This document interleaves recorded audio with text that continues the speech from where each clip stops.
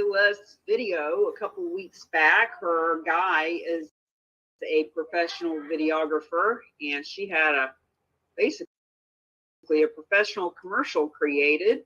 Sam Silver's got a lot of professional stuff out there doing oh shit, I can never think of the name of the Clubhouse and all kinds of other things going on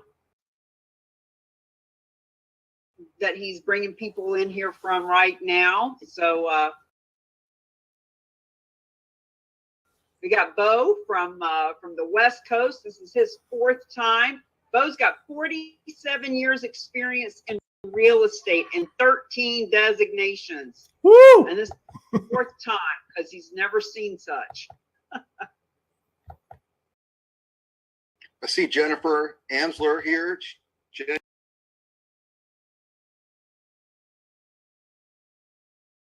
joined us on the Wednesday Q&A last week.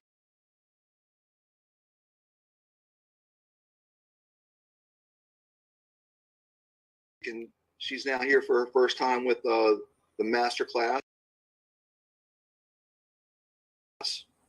Yeah, Welcome, super Jennifer. excited. Yeah. And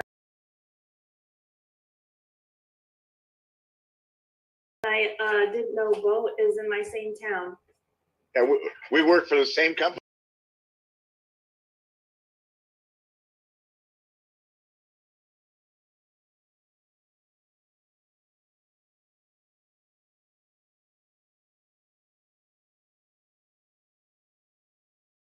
Yeah, Same I didn't town. even know it. And I've been in real estate a while. How come I haven't seen you around? I'm actually in Washougal. Oh, well, me too. Yeah, but close enough. yeah. Oh, I work everywhere. No, but I live in Washougal. Do you live in Washougal? No, I live on the other side of town, west side. Isabel? Lakeshore. Lakeshore. Okay, that's where I grew up. Oh, we're I went definitely to gonna have to meet up. I went to Columbia River High School. Oh, that's awesome. Rita, welcome, Rita. Glad to see you here. Francis, it's great to see you. Kim Mills, we're going to be doing some fun. She's right here. We can get our hands on her. We're going to hug her and love her up and do some fun things right here in Bradenton. Alan, I think Let's it's kick time to it get off, started. guys. Welcome to the Charitable Gifting of Real Estate Masterclass. This is our most comprehensive deep dive into all things that are related to charitable real estate, how they can benefit real estate agents, nonprofits, everybody involved. I learned about this back in December of last year when I first met Cammie. And I had never heard of it before. I didn't even realize people donated real estate, but over the time that she and I got to know each other and developed a relationship, fell in love with her, I learned a lot about it. I'm still learning. It's like, I just want to give you this little analogy. In the beginning, it's like standing in a little stream. You know, it's no big deal. You have an idea how you can maybe work in your profession, benefit nonprofits, and then as you get to know how this really evolves, it grows into a river, and then that river empties into a gulf, and that gulf opens up to an ocean.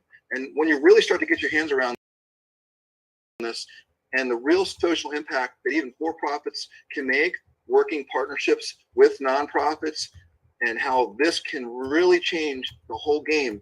You know, 43% of our nation's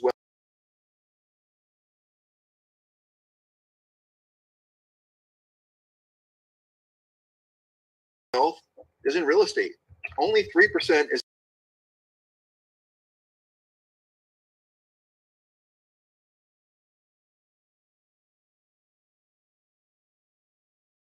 in cash. So that statistic alone should make you realize,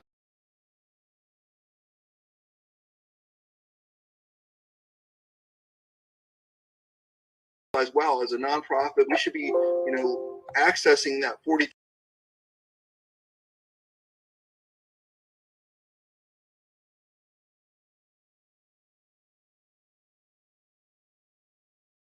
of our nation's wealth instead of just going for that 3%.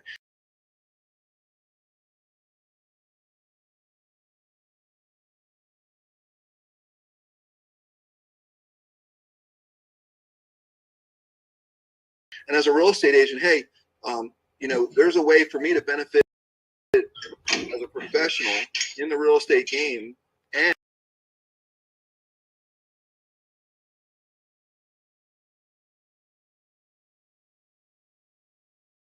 benefit nonprofits in our communities. This is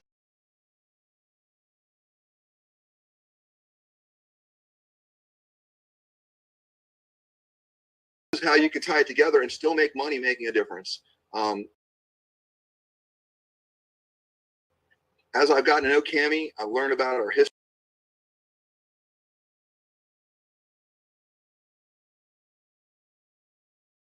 history. I actually learned about it sort of without her telling me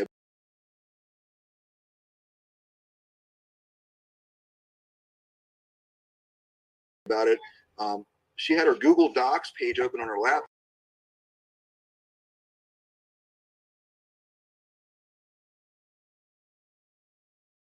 and we were just scrolling through, and she was showing me examples of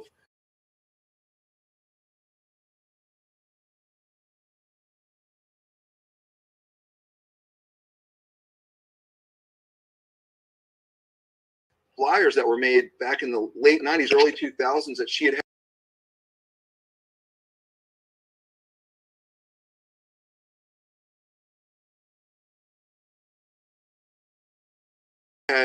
while she was working for Remax and other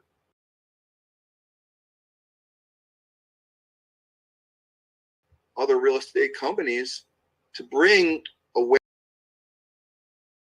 awareness to her community by partnering with nonprofits and doing like fundraisers, whether it be car shows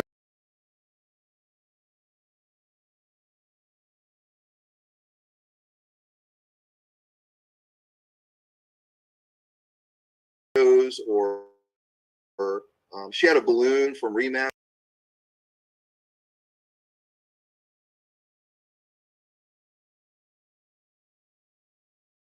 show up to get publicity, and then she would bring a nonprofit in on it, and just through her deep experience with the nonprofit and the for-profit tie-in,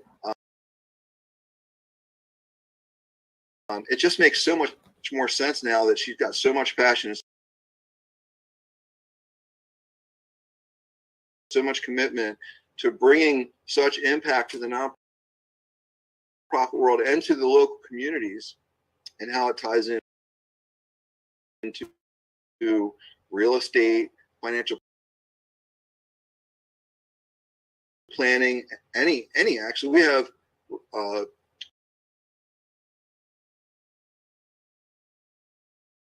champions who are part of the Real Agents of Change champions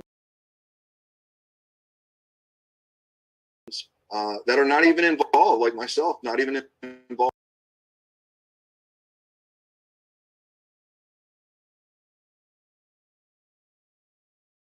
in real estate or financial planning, but are just heart-centered, concerned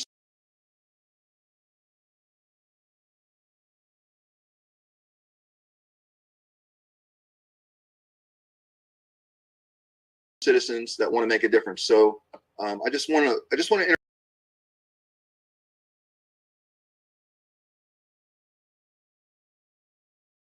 introduce Cammie with that in mind, like knowing that she's got a deep history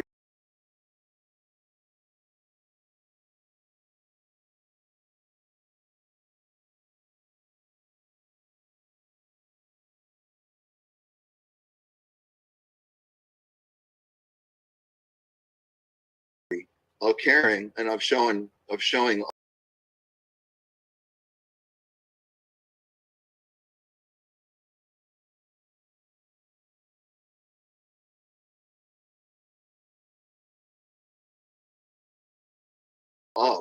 So with that in mind, I just want to introduce Cammie C. Baker, author of Real Estate is Hot, Fundraising is Not, and with full disclosure, my fiance. Well, Alan, thank you so much. I'm going to get us on record, everyone. So let's just Recording in progress. It is always an honor to hear something nice being said about you, and when it comes from the person that you're in love with and marrying, well, that's just the extra bonus. So thank you for that. And Alan, being a veteran and faith-based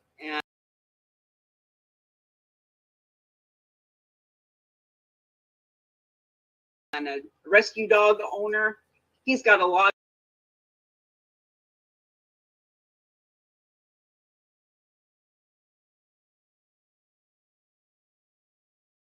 of, and then, you know, I'm in recovery, and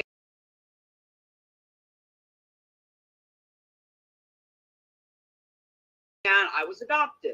And, you know, so we've got a lot of the nonprofit mindsets covered here. And we are just so thrilled to have all of you here for the next 2.5 hours with us. This is going to blow your mind. We're actually going to be sharing a warning in just a minute that unless you're ready to do something with this information, this may not be for you. But I'm going to jump right on into the presentation. We've got a slide deck. And just to let you know how this whole thing is going to roll out, get the slide deck on. We've got 3 main sections of material to go through. We'll give you case studies in between and the opportunity to ask questions at each break. So let's just jump right in. Let me share my screen. Trolling my son every time he says he's using.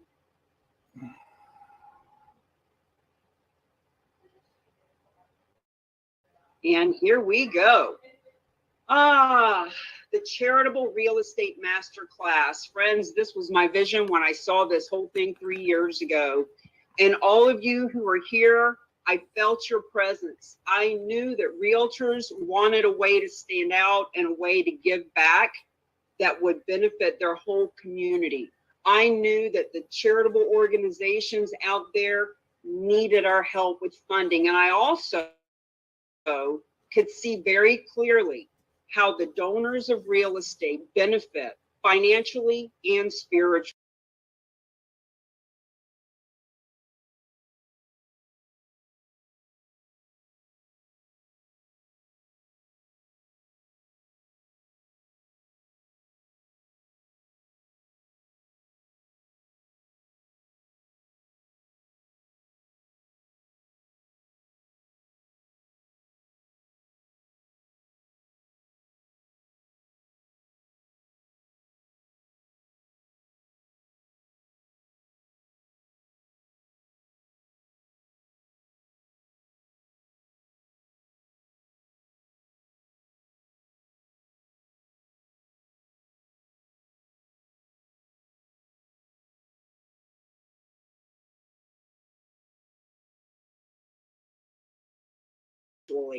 So bless you for being here. Let's get started with the Charitable Real Estate Masterclass. This is how we leverage real estate for real change. And this is sponsored by the Real Agents of Change. And we call these legacy listings because every donation of real estate, in order to give the money to the charitable organization that the donor wants to help, it's got to be sold. What better way to sell it than to list it with a real estate agent? It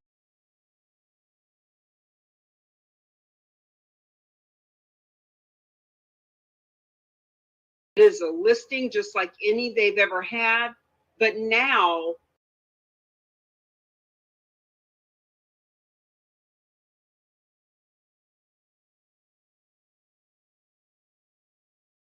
the proceeds leave legacy for the charitable organization.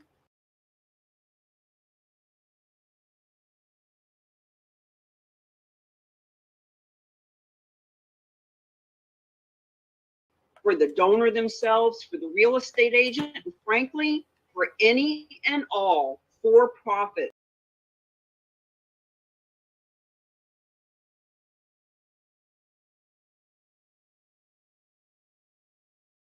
that come together for this big, bold social responsibility campaign. Now, here's the warning. When you get the book, this same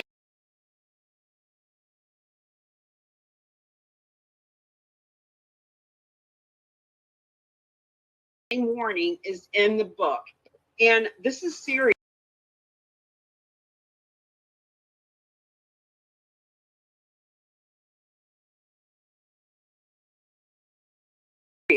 Because you're getting ready to learn something that you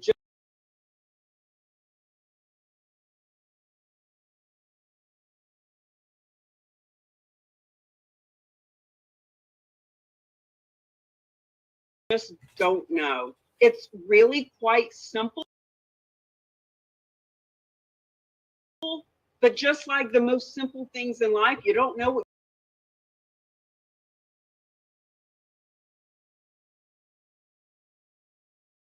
you don't know if you don't know it. And I didn't know about it 3 years ago. And the warning is to say you cannot unlearn what you're getting ready to learn. This is either a blessing or a curse. Just like most things, when you learn, hey, look, I'm in recovery. And in the 12-step program, they say a belly full of booze and full of AA don't mix. Because once you know there's a better way, it's really hard to keep doing what you did that you could almost get away with because you didn't know any better. But once you know better, it's kind of hard to keep doing the wrong thing. It's the same thing here. Because charitable gifting of real estate will always be a better way to fund nonprofits than any fundraiser or any grant writing, and you're going to see why. So let's hope that this becomes a blessing for you and not a curse. Now, this article just came out about 2 weeks ago. I am privy to all of the donations of real estate that are happening in this country. And when Jeff Bezos' ex-wife donated $55 million through 2 pieces of real estate in California, we want to make sure that this is right in your face. This is what we're talking about. You'll notice this is not an abandoned gas station. This is not a big plot of land in the middle of nowhere. This is not something that this person needed to unload or get rid of. Total misconceptions. This is about human beings that have a generous spirit and need a tax deduction. So, moving forward, our book, Real Estate is Hot, Fundraising is Not, Legacy Listings, List the Legacy Listing Month, which is in April. These are ways that we are helping to educate the public about how this works. And the book is about the 5 keys that revolutionize how charities and champions are funding causes and careers and companies along with their community. And here's what the keys look like. So the first key is just to learn what this is. Just wrap your head around it. And the fact is, you're here right now, you're turning this first key. Congratulations. Over the next 2 hours, you're going to learn what no one else in your industry, no matter what your industry is, no matter what market you're in, you will have the upper hand because you're going to know something that the competition doesn't know. Now, the second key gets turned when you actually start taking action to lead generate. So once again, is this a blessing or a curse? It's a blessing when you just tell people, when you just inform them, when you just take the funding. It's a curse when you learn it and don't do anything with it, because there's a lot of fundraising committees and meetings happening right this red hot minute. There's a lot of people putting together a GoFundMe account. There are a lot of golf tournaments and car shows and bake sales that are being scheduled right now that might be canceled or won't be well attended. So we need to let these people know. Lead generation. Now, key number 3, when we turn this, we're talking about the listing and the liquidating of this real estate. It's a listing just like any other that a real agent has. We actually have an auctioneer with us today, and it's a piece of property that you would auction off just like any other, but now the proceeds are going to benefit the nonprofit world. Key number 4, leverage. Leverage, leverage, love the word leverage. How can we bring for-profit and nonprofit worlds together to make money making a difference? Make money from making a difference. Make money to make a difference. Make money from, with, because of making a difference. They go hand in hand. Let's leverage this. And then key number 5 is all about leaving legacy. Legacy is a word that gets thrown around so much these days. And this truly is about leaving legacy in a massive way when you consider that 43% of our wealth as a nation is held in real estate. Cash is a poor 3%. So instead of having our nonprofit charitable organization friends only looking for the cash in because of real estate. All right, this is what it looks like to be a charitable real estate champion. These are the faces of people who are smiling because they did something, because we are excited. The lady on the left is Hallie. She works with The Haven. It is a nonprofit, our book, and super excited that they are able to tap into these types of donations from their own donor list. Jeff Peterson is a real estate agent with a heart of gold, and she's also very business savvy.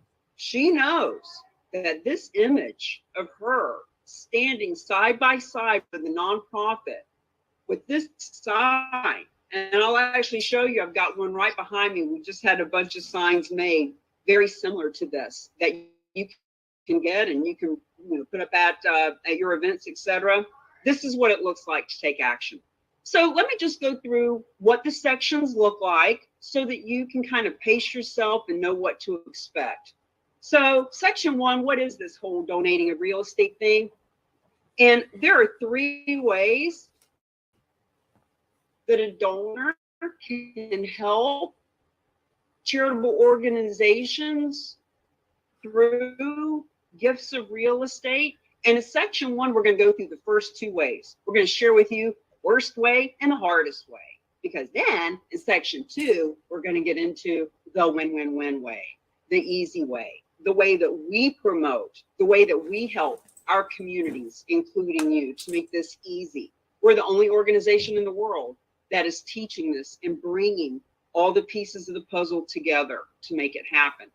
Section 3, there's a couple of documents that you might want to know about. You might want to know exactly what does qualify as a donation of real estate. So we'll get into all of that.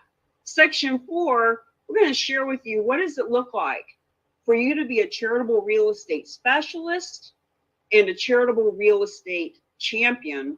In section 5, who to talk to, what to say, and how to say it. This last section is really reserved for those that are ready to turn key number 2, the lead generating.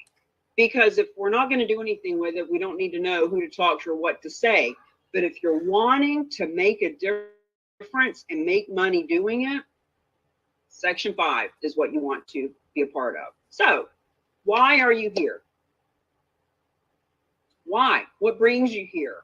What is this whole certified charitable real estate specialist thing anyway? Friends, you're here because this will strengthen relationships. If it's the charitable organization itself, this strengthens relationships with its own donors and funders and philanthropists because it is giving them a smarter way to give. And be clear, all the donors on your donor list or on the nonprofit list that you want to help, all those donors are on other donor lists. And one is going to teach them about this. It might as well be you and us. Gain access to high net worth multiple property owners.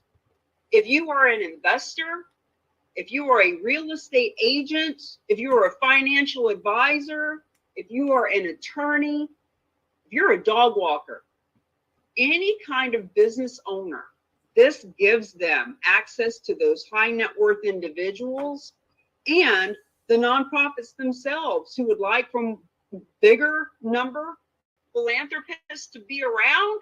Hello, that's what you're here for. Raise your profile professionally and personally. Every one of you that is here is in a competitive industry. Do you know how I know? Because all industries are competitive, especially the service-based industries. And when you have a tool, when you have a unique way of showing up in the marketplace, it raises you to advisor, the advisor of the wealthy. Earn full commissions, that's for our real estate agent friends.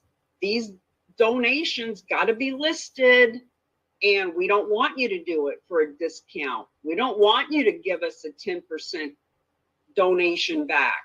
We want to give you what you're worth. And adds to assets under management, that's specifically about our financial advisor friends. And you might be thinking, well, I just want to know about what's in it for me. And you do, but it's really smart to know why it benefits the other professionals around you, because we get into how to position, partner, and promote with other professionals and other for-profit and nonprofit. And when you know what's in it for them, you see the magnitude of how we can all come together and help one another. Now, ultimately, this brings you more introductions, more referrals, more commissions, more abundance in general. Now, here's what you're going to learn today. Donations of real estate are happening. This isn't something that we're trying out. This isn't something where we thought, well, you know what, let's give it a go. Let's see if people want to be generous. Nope, it's been happening for 100 years, $9 billion a year, and that's what you're learning about today. You're going to learn what are the 3 ways a donor can help a nonprofit with real estate. You're going to learn why you've never heard of donations of real estate before, or at least not the third win-win-win way. When you hear the first and the second way, you'll be like, oh yeah, that's what I had already thought of. But it's the third way that you've never heard of. You're going to learn why donors are trying to give real estate away and who they are and where you find them. How you can be the hero your community needs and make money making a difference. You may not want to be the one in the limelight in front of the cameras. You may want to be the one behind the scenes. But either way, whether you want to be Neo or Morpheus, whether you want to be Superman or Clark Kent, this will help you to help those that you want to help, including your own pocketbook and your own kids and your own legacy. This is the biggest, baddest, boldest, badassest social responsibility campaign ever. Friends, 87% of consumers will choose you over the competition, over the other guy or gal. when they know that you are socially responsible. And when you can be socially responsible to any and all nonprofits in your market or in this country, that's a pretty big, bold campaign to be a part of. So you'll be learning about that today. Now, you're going to have questions, and we want you to engage. We want you to ask them in the moment. We want you to either write them down, put them in the chat box as you think of them, or even just raise your hand or speak up, unmute yourself. Now, please stay on mute if you're not talking, just because we're recording this, and the smallest dog barking or child talking can be really distracting. But when you have a question, feel free to pipe up, keeping in mind that we've been doing this class for over 2 years, and about 92% of your questions that you will ask will be covered. We will have that a brief Q&A at the end of each section. So we'll have about 45, 50 minutes of content, and then we will stop and have a Q&A. Now, I'm just curious, can you guys put in the chat, who is a nonprofit? Who is that charitable organization that you want to help? Because when as a matter of fact, before I go into the first section, I want to get a little bit of interaction. I want to know who I'm talking to, talking with, engaging with, because this presentation, although it is the same slides that you've seen before, give or take, it can be very different as I base my direction that we take it on who is in the class and what you're here to learn about. So put in the chat, I'm a nonprofit, and if we don't get $100,000 in the next 3 months, we've got to close the doors. Or put in the chat, hey, I'm a real estate agent and I'm financially doing really well, but I want to leave a legacy and help my community versus, you know what? This market is changing and I want to be able to get ahead of it and get more listings now. Like, in other words, what does bring you here? What brings you here? And another question with that is, what would your organization, your charitable organization, the nonprofit you love or the one that you run, what would you do with $550,000? $550,000 to $600,000 is the average gift from Gifts of Real Estate. I'm actually going to stop sharing for just a second and see. I'd love to have 1 or 2 people just unmute yourself and speak up. Tell us what you're here for.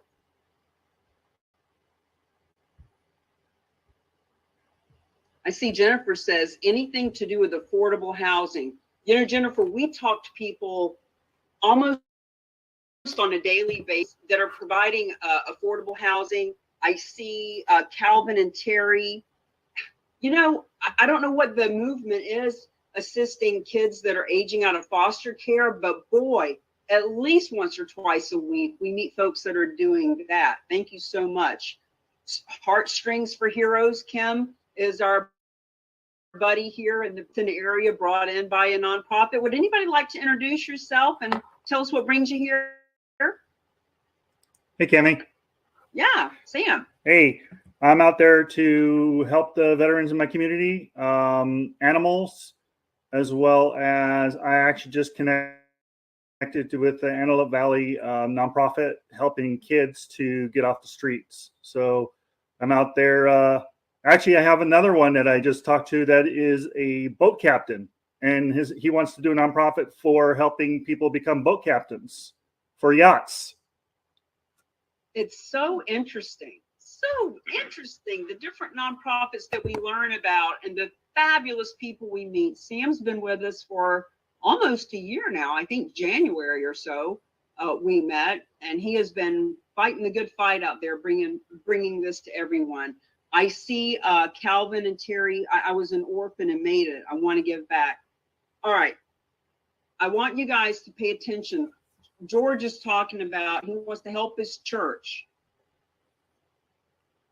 I want you to think about all the comments that are being made, because when you're thinking to yourself, who would give away real estate? We all have time, talent, and or treasure. Right now, you folks are investing your time in, frankly, the most valuable thing we have. So you're investing your time. Some of you who are realtors or nonprofits, you're going to invest your talent to help. And some people don't have time or talent, but they got treasure. And some treasure is cash, and some treasure is their portfolio of real estate. So all the reasons that you guys are here are exactly the reasons that people donate real estate, because they were an orphan, they've made well for themselves, and they have a piece of real estate to donate. So thank you all for playing the game. I'm going to go back and share screen, and we want to keep that interaction going. We really want to, know who you are and help each other meet each other, because all the groups that are helping kids that are aging out of foster care, all the groups we meet that are helping to stop human trafficking, all of the faith-based organizations, all of the veteran-based friends, we want to create task forces and bring you together. So that's why real quick, Cammie, I just want to speak up for Rita Goff is here with us. She this is Reggie Goff's wife. Reggie is the pastor of the organization where I was going to. Hey, Cammie. I'll be there. Hi. Fridays with the fellas is where I met them, and they meet at the King's Crossing, I think it's called, right? King's Crossing. King Station, that's it. Mm-hmm. And Reggie's ministry is looking for a church home that they can move into either. And I'm expecting that we'll be able to find a donation of real estate that's probably outside of the area where they'd want to move into, but then we can fund them with the amount, the financing to be able to have them buy whatever building they want to move into at, they get to choose. So I just wanted to get it out there for Rita and for Reggie for the ministry that I believe in personally. Well, thank you for that, Alan. Thank you for being here, Rita. And that's a great point. You guys, your minds are just going to be overwhelmed with this fire hose information. Just keep in mind that the real estate that's donated for you doesn't have to be local. It doesn't have to be the church that you move into. It doesn't have to be the home for the kids that are aging out of foster care that you need. It's real estate from anywhere in this country, in some cases anywhere in the world, that we liquidate so that you have the cash to buy what you need. All right, let's get into section 1 because we got a lot of great information to go through. So here we run. Concepts and collaborators. What the heck's going on here? What is donated real estate? And what are these 3 ways that you keep talking about that a donor can help nonprofits from the proceeds of real estate? Now, the first way is the worst way, and it's the one that we hear of the most. So I'm just going to pick a scenario and stick with it throughout the presentation, just as an example. So let's say there is a nonprofit in Washington State. And this nonprofit in Washington State has a philanthropically intended funder, donor, friend, someone that loves them. And this person, look, we have story after story of donors who were giving $25 a year for 32 years, and all of a sudden they learned about this and bam, they had a piece of property. So let's just say it's a church in Washington State. They've got a donor every Sunday. She drops a $20 bill in the basket for years. But now she's learned that she can donate real estate, and she's got a condo in Florida. And this condo's got $1 million value and a $200,000 mortgage. This is our scenario for the next 2 hours, okay? So she goes to her church and she says, praise God, I have learned that I can donate this condo to you. All you got to do is pay off the mortgage and you can have the rest. And the church says to her, Mary, go sell your condo and give us the proceeds. That's the most common thing. Nonprofits all over the country, 99.9% of them will say, go sell your real estate and give us the proceeds. Here's the problem. The donor pays capital gains tax. The nonprofit receives the least amount of donation. The donor has the least amount of tax write-offs. This is the most inefficient, ineffective, lazy, old-fashioned way of doing it. It is the worst way. But nonprofits just haven't known any better, and donors didn't know there was a better way.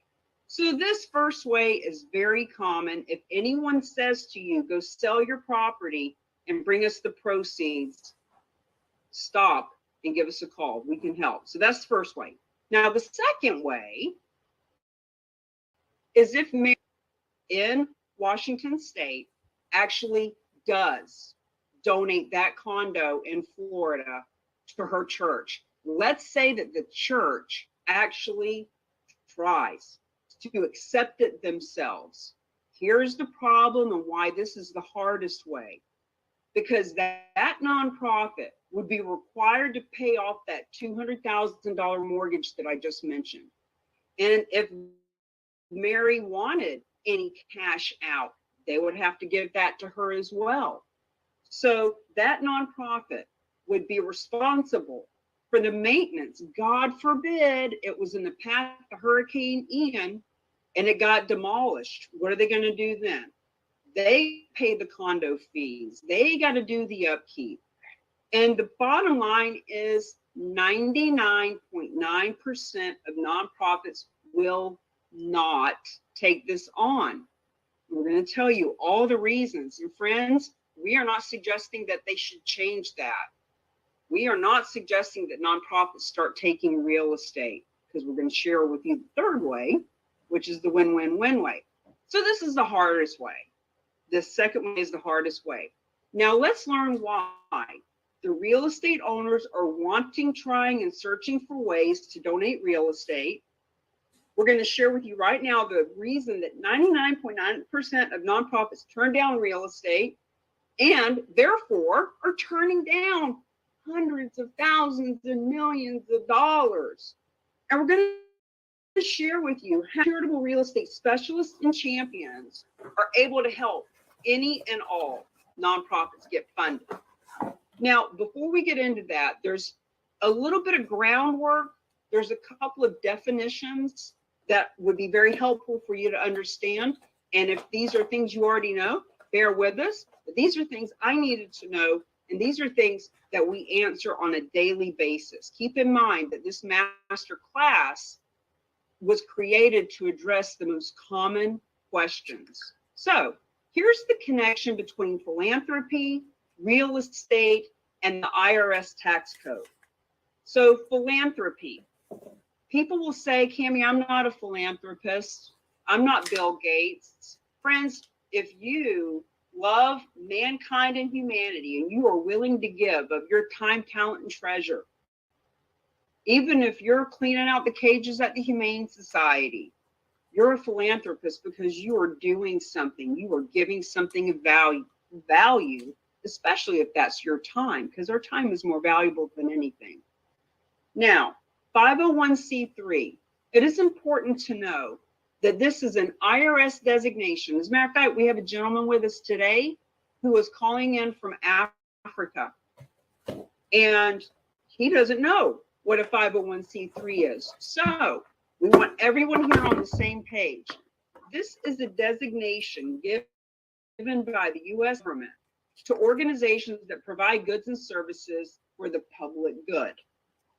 And a tax deduction is something that was actually introduced by the IRS, the Internal Revenue Service, way back in 1917. And it was created for charitable gifts of all kinds, and of course, for our presentation, specifically for real estate.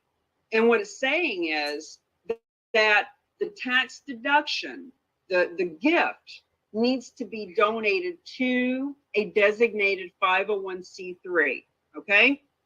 So this law was created to incentivize the general public to help those charitable organizations needed the help. They were given a little bonus, a little incentive. So charitable giving of real estate is when the real estate is given to a qualified 501c3 that provides this qualified 501c3 an asset that it can sell to fund its programs. Now, sometimes the real estate donated can be moved into and managed by the nonprofit if it's, you know, a church that needs a bigger church, if it is a home for women who are having babies and coming off opioids and things like that. We've seen a lot of that. But generally, 99% of the time, these properties are being sold to benefit the nonprofit. It entitles the donor to a tax deduction against their adjusted gross income. We're going to talk a little bit more about that as we proceed. And if the asset is appreciated, if it's gone up in value over time, then the donor can avoid capital gains tax, which is super beneficial to the right people. This isn't for everyone, but for the right people, it is a godsend for everyone around them. So it sounds simple enough. You know, there are these generous donors, these generous philanthropists all over this country, in some cases all over the world. What we're doing, as long as they have a tax incentive in the US. It can be a property, can be a condo in Paris if the owner would be paying taxes on it in the US. So it sounds simple enough, yet it is the risk to all these nonprofits that is stopping charitable gifting of real estate from happening. They have no expertise, nor a dedicated real estate team. Now, we're going to show you in just a little bit the handful that do have a dedicated real estate team, but overall, they have no experience or expertise. Now, mind you, I sit on the board for a friend of mine, Con Myers, who's been to this class 5 or 6 times. And even though I sit on the board and I literally wrote the book on this, the fact is, her nonprofit, our nonprofit, won't even accept real estate, because what about the capital? What about that $200,000 mortgage that would need to be paid off on that condo in Florida if it was being donated to our nonprofit? Just not going to happen. Not going to come out of pocket all that money and risk. And the real estate diverts attention, meaning if it's a veteran group and you're here to serve and support veterans, please don't get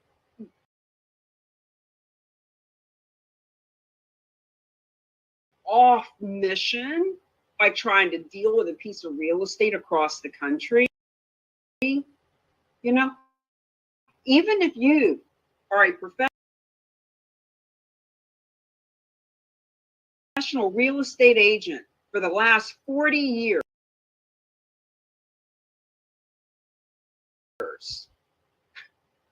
if you're working with a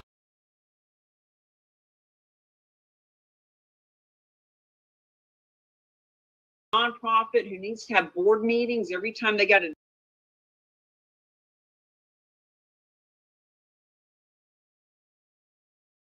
decide who they're going to hire for a landscaper, it is going to create mission drift. They have heard of, so here's reasons why nonprofits won't do this. They have heard of or had bad experiences. You ask enough people and talk about this enough, you'll hear about how the Boy Scouts took a piece of property 20 years ago when it was contaminated and almost bankrupted them. These are real stories.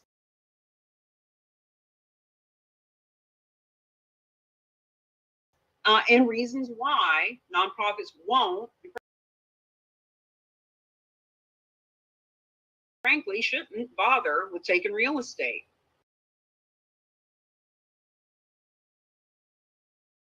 Now, some will accept real estate,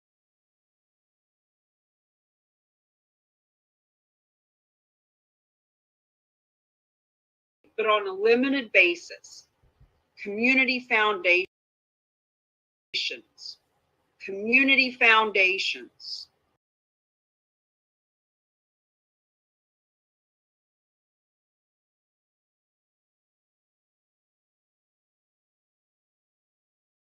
You're going to run into them. You're going to meet them. You're going to talk to them. They are famous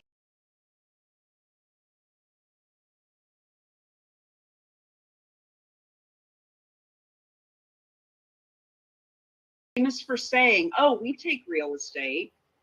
But if you ask another question or two, you'll find out they've only taken one piece in the last 5 years, because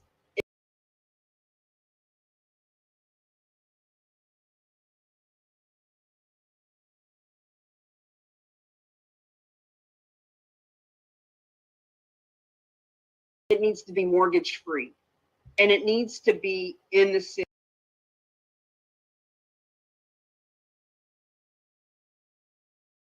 limits, and it needs to be in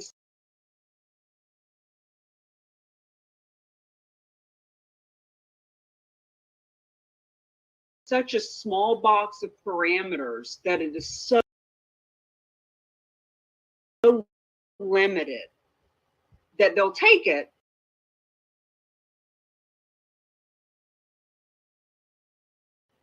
but like they try not to. It's so complicated for them. And the majority of nonprofits flat out have it written right in their gift acceptance policies. No non-cash assets, especially not real estate. No real estate. So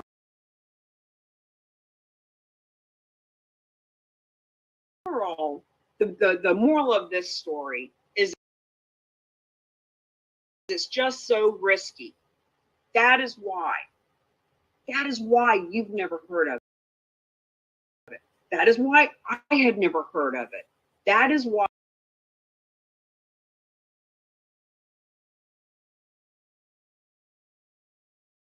99% of realtors have never heard of it. Financial advisors never heard of it. But the real reason that all of us have never heard of it is because no one knew before the third way. The third way. So we keep saying 99.9% of nonprofits don't take real estate. Well, that leaves us with a small handful that actually does. So I'm just going to bring up a few of these logos for you, because if you were to Google, and don't bother right now, you can do this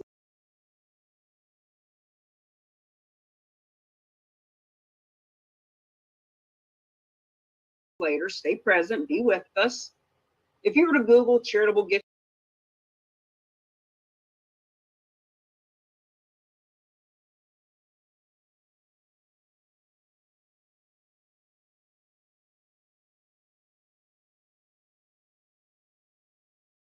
gifting of real estate, how to donate real estate, you know, what kind of tax deduction do you get from real estate? You would find some of these. Every month or so, I go in and Google and see what's going on. And every time I do, more and more nonprofits are starting to show up in the search. Now, Kimmy C.E. Baker, why in the world would you show us logos of nonprofits that take real estate if you're wanting to help not to benefit from real estate? Because I'll use Cars for Kids as an example because most of us know them. They also take real estate now. And the donors on your church donor list, the donors on your veteran group's donor list are on lots of other donor lists, and they are Googling, especially this time of year. Friends, remember the warning. This is either a blessing or a curse. It can be a blessing if you just tell people, because this time of year, they are looking for tax deductions. So as those people are Googling how to donate real estate, how to get tax incentives, etc., they're going to find some of these. And if the donor just needs a tax deduction, any of these will do. They're all great organizations that are worthy, just like yours. But the problem is San Diego Foundation, the DAV, the Giving Block, etc., they'll take the real estate, but they're not going to give your nonprofit the proceeds. They're not guarantee that the real estate agent gets a full commission. So this is what's coming up when people are searching, and we want them to find you when they do. Now, this is also why the real agents have changed. The certification and champions were created because of the need to help all the other 1.3 million nonprofits, all the donors. We want to help the philanthropists to give to your nonprofit. We want to help all of them, all of you, to be proactive versus reactive. So Alan alluded a little bit earlier to a little bit of the history that leads us here today. And with a little encouraging on his part and from some coaches of mine who say it's important that the people that you work with know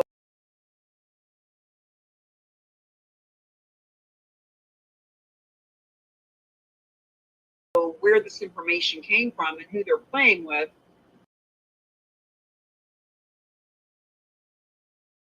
Please indulge for the next 5 minutes to hear the story of how we all got to this Zoom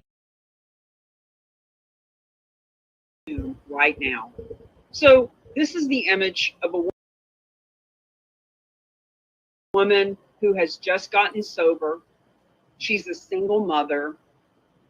She's just getting out of a bad relationship. She lives in a part of the country where she knows no one. And of course, what better time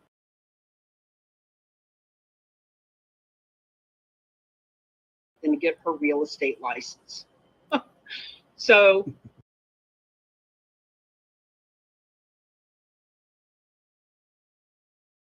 that red suit and that image is the first professional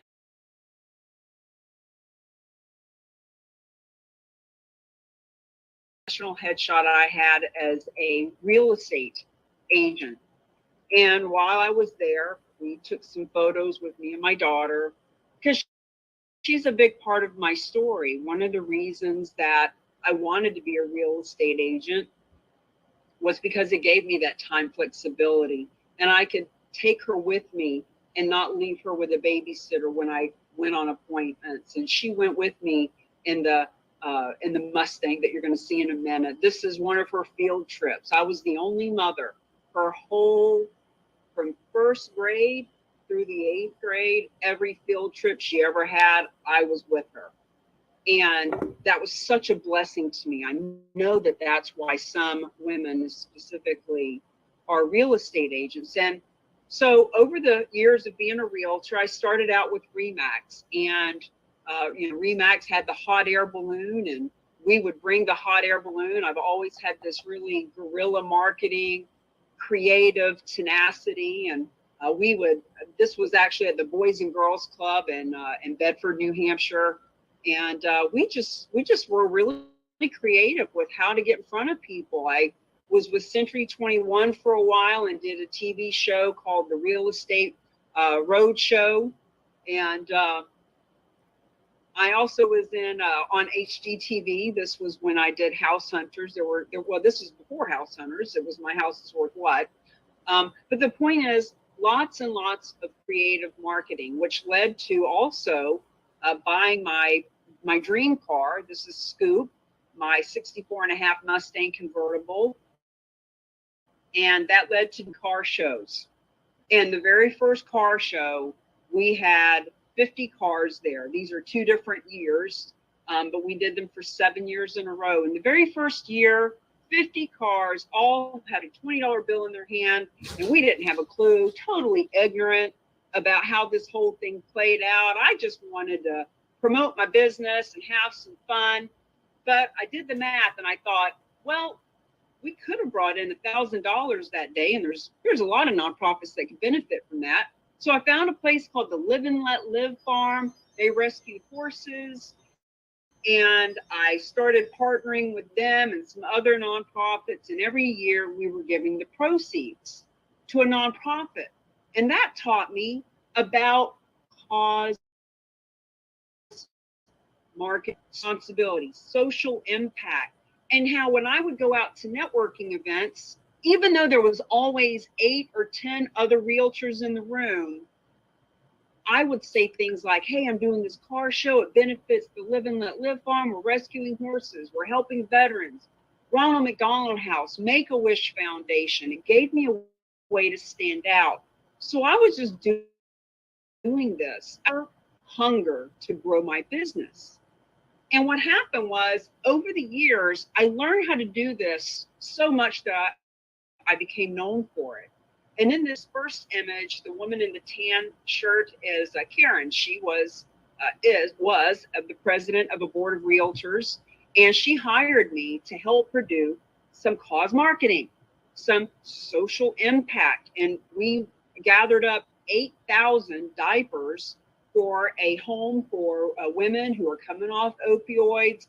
They didn't have money for rent. They didn't have money for food. Damn sure didn't have money for diapers. So we did this diaper drive. This is another client of mine. She was a Botox doctor, used to get my Botox done. I don't anymore. And we did this drive to help a local nonprofit at Christmas time. Jacksonville Real Estate Investor Association wanted to fly me down to speak at one of their conferences. And I said, only if I can practice what I preach. So we did a coat drive. Those are all coats and clothes back behind us, and of course brought my book down. But the point is that for years I was doing it because it just naturally evolved, and I got really damn good at it. This was a client who wanted to help Habitat for Humanity. Karen and I created Realtors for Recovery, and it was all about helping with addiction. Coat drives in Boston, animal groups. This was an animal gathering. We did poker runs. Like, there are dozens of these flyers. We just wanted you to see Hero Box, gathering up items to send to our troops overseas. This has been happening with me for years. And what's happened is now, 3 years ago, when I learned about charitable gifting of real estate, I said, what? You mean the realtors actually there's 2 million realtors. What if we teach 1% of them how to do this? They'll have a unique sales proposition and they can bring it back to their marketplaces. What? You mean the nonprofits don't have to beg, borrow, and steal trying to sell a $50 raffle ticket or do another GoFundMe account or golf tournament. So this is an article that was written for Yahoo Finance in November last year, almost a year ago, and it was featured on 30 different outlets. This is when our book came out, and we did the book launch about 4 months ago. As a matter of fact, this article was read by the president of Goodwill here in this area and Goodwill in Easter Seals, having seen this article, invited us to come in because they have 200 nonprofits in this area that they wanted to educate about this. So the point is that all of these things that you're seeing, now we're traveling in the RV and teaching. We're here in Florida. We're getting a CE class created to give realtors 3 hours of continuing education to take the class. List the legacy listing is in the month of April, where it's just a public awareness campaign to let people know what's up. The book, you know, if you want to buy 20 or more of the books, whether you want to do a fundraiser with them, whether you want to educate a board, whether you want to give them to all the realtors in your area. I mean, imagine if a nonprofit was smart enough to get 20, 30, 50, 100 of these books and say, hey, real estate agents, here's a way we can partner together. What if the realtors were to get 50 of these books and hand them out to the nonprofit world? The point is, we are giving you all the marketing material that you need to really let people know making money and making a difference should go hand in hand. And this all came together because when I was a top 5% realtor, it was because I was knocking on doors and making cold calls and calling expireds and for sale by owners. I was going to the networking events that you're going to in a room or in a Zoom. I was never the only realtor. I have done the fundraisers. I know the pain the nonprofits are going through. And it was all of this experience that brought us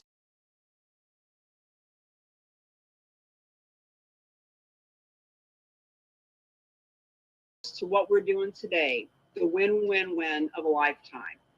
Now, this is another example of a donation. This was Martin Luther King community last year. See, the average donation is $550,000 to $600,000, but that's just the equity that comes from real estate. So these donations are in the millions a lot of times. This is our dear friend Michael DeShavi. He's in Brooklyn, New York. He was the very first realtor I called when I learned about this. I've known Michael for 15 years, and he's actually in the book too. He's a dear friend. So I would love to open it up, see if there's any questions that I can answer for you right now. I am going to share a video, but I'm going to wait in a little bit before I share that. Alan, is there anything I could address now? No, I don't think anything directly. Unless somebody has a question they want to jump in right now.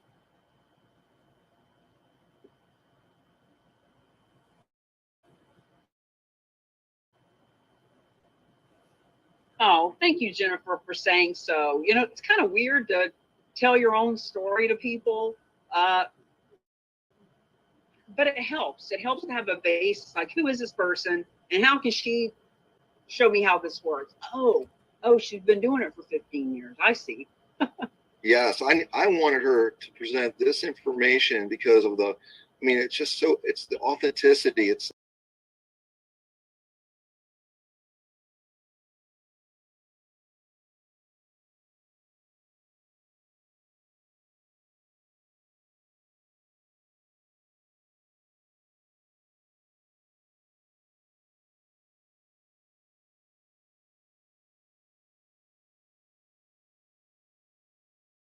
the sincerity of where she's coming from and the work she's already done. It just creates a really good backstory of why this is a consuming passion for her now to bring this message to the world.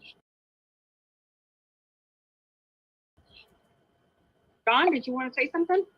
Yeah, Cammie. Hi, Alan. John Fralick, auctioneer and realtor here in Cleveland, Ohio.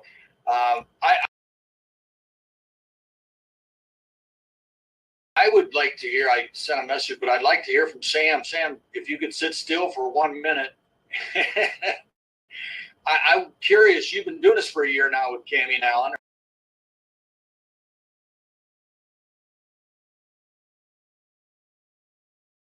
Or at least with Cammie. Can you tell me what kind of response you've had and what guests you've had? Maybe not. I can hear you. Oh, good. I got Good. several things going on in this room, so that's why I keep bebopping around. Obviously. I'm a techie. So the people that I'm talking to are so excited. Actually, the one that I just talked to recently is already connecting me to nonprofits that he knows. He actually creates apps for nonprofits. And he is working on his nonprofit himself, so that way we can get him as a real agent of change, even though he's not in real estate. I'm talking about getting his real estate license. And we talked to Bruce together the other day, and it really gave him motivated getting his own nonprofit running and going. There's a lot of work you have to do to get it started, and nothing in this world is easy. So it takes time to get people aware. I actually just got connected. My daughter has autism, so I do a lot in the special needs community. And one of my friends just was the first finisher with autism of an Ironman. You can actually look him up. His name is Tom Island. And I connected with him. He's connecting with JCI in a local area, and a gentleman that does a lot for nonprofits in our community. So hopefully we'll get him as a real agent of change and make a difference in the community. I'm working hard every day, talking to people. Don't be, just like when you have your real estate license, don't be a secret agent. Don't be a secret agent. Make sure you tell everyone and anybody that will listen to what you're doing. And I create work groups. I create a whole bunch of stuff on Facebook work groups. One of them is Take the Funding. Just takethefunding.com I bought, and takethefunding.com I bought because Cammie really inspires me to think a little bit outside the box and put a little bit of money out there when you need to. So it's an amazing opportunity for you realtors out there to be the first one in your neighborhood, in your community, and reach out to those nonprofits. Just ask them, who handles the gifts of real estate? Who will take the gift of real estate? Who takes real estate for your nonprofit? And of course, as Cammie talks about, people are going to look like deer in the headlights, going, what? Because they have no idea. I appreciate that. Thank you, Sam. Absolutely. Sorry about bebopping around here. I'm just trying to get enough movement through all my social media channels. So I'm here, though. I'm listening. Okay. Good stuff, guys. Thank you for asking the question, John. What we're going to do is I'm just going to go over and pull up a different story. I'm going to play a story while we take a 5-minute bio break. The story I'm going to share with you, if you go to theroth.com/donations, which I don't want you guys going off and going down rabbit holes right now. Stay with us while we're live. But I'm going to go to this link and I'm going to share one of the stories just in the background while we all go potty. Let's come back in 5 minutes. And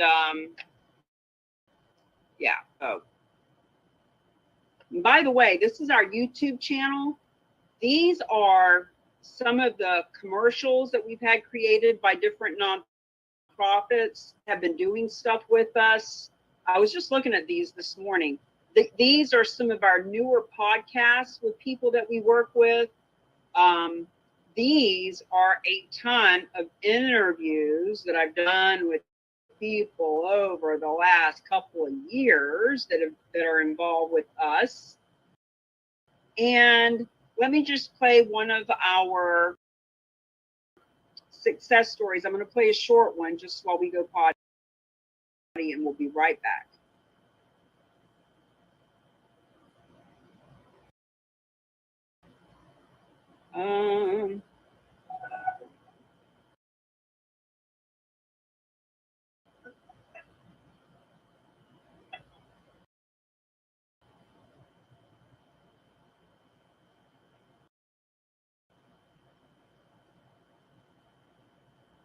Hold on, I gotta turn on the ability for you to hear it. I screw this up every time. Share screen. Here it is. Share sound. Got it. Got it. Welcome to another episode of The Real Agents of Change, our success stories with our favorite specialized nonprofit, Realty Gift Fund. Bruce, what is the story for today? Well, we are in the new year, Cammie, so let's talk about what happens at the end of the year in the nonprofit world when you have millions of donors who are looking to make that final donation so that they can get their tax deductions for that particular year. The one that comes to mind, Jay and I were sitting on his sofa watching a football game on a Sunday afternoon, and I took a call from the Berkeley Humane Society. And they said, look, we just took a call last week from a donor who has 12 residential lots they would like to donate to us, but the donation has to close this year. This was like December 10th, whatever that Sunday was when we were watching NFL playoffs. We did get it done. By December 31st, we did close in the Oakland area on 12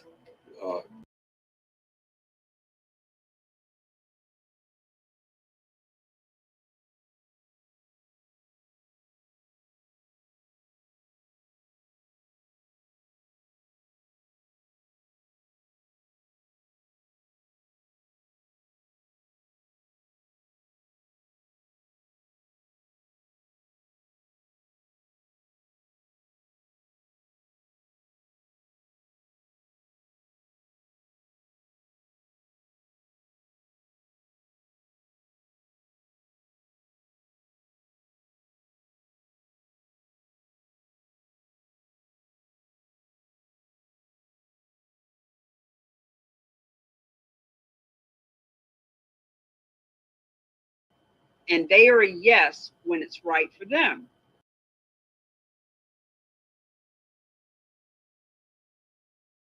And make a difference in the community. I'm working hard. Ultimately, we work with those that are really. Think of who advised.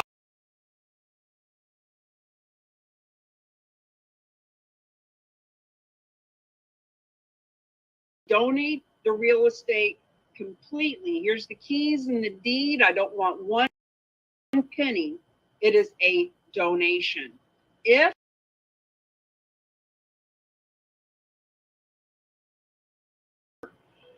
The one that comes to mind, Jay and I were sitting on his sofa watching a football game on a Sunday afternoon, and I took a call from the Berkeley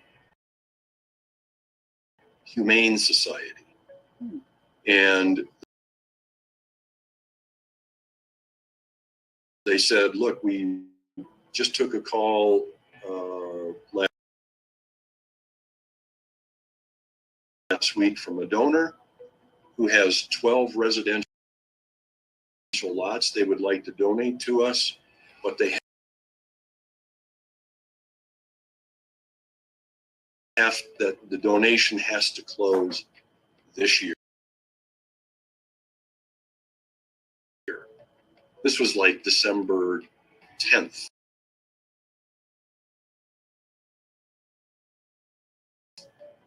Whatever that Sunday was when we were watching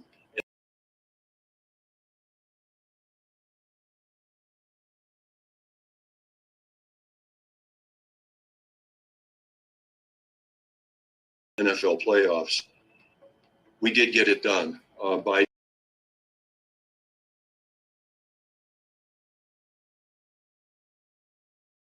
December 31st. We did close in the Oakland area on 12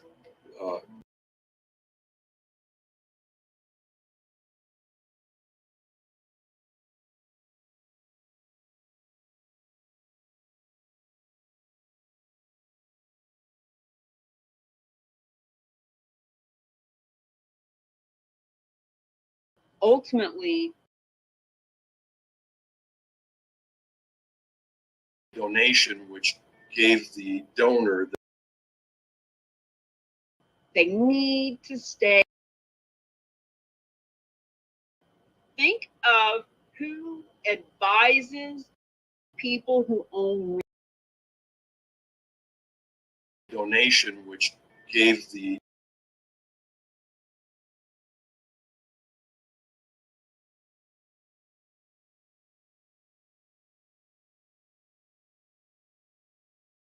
donate the real estate completely. Here's the keys and the deed. I don't want one penny. It is a donation. If any money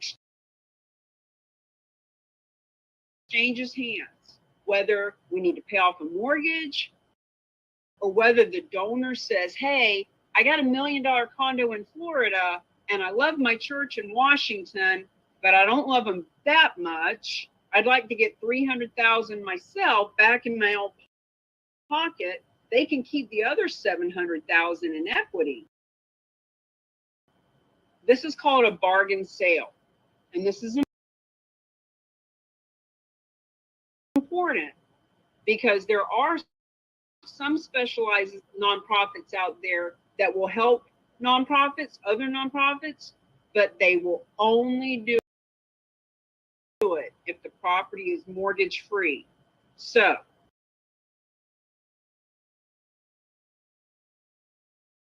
the property does not have to be mortgage free, and the donor does not have to donate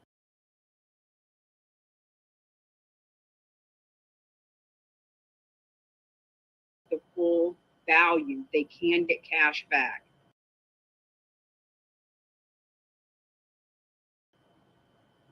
With this third way, the donor receives all of the tax benefits immediately. You heard in the story, this gentleman reached out on December 10th. By December 31st, tax benefits were already in the books. Nonprofit world receives the maximum donation. Donor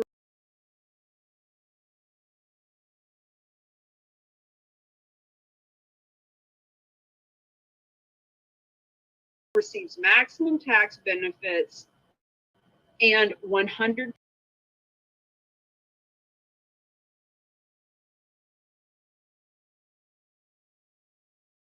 of the 1.5 million nonprofits are eligible, period. This is the win-win-win way. So let's get into the nitty-gritty of how it works. Keep in mind, my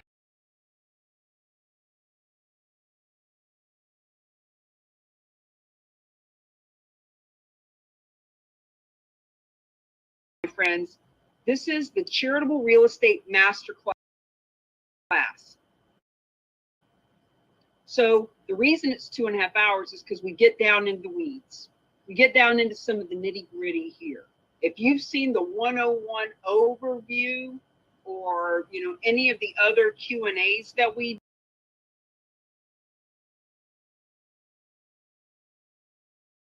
do, and someone that needs to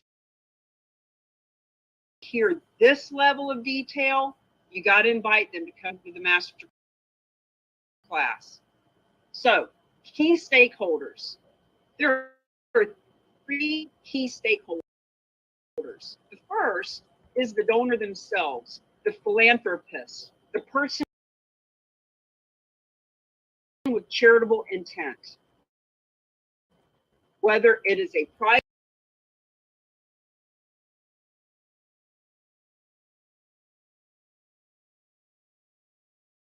individual or a corporation, and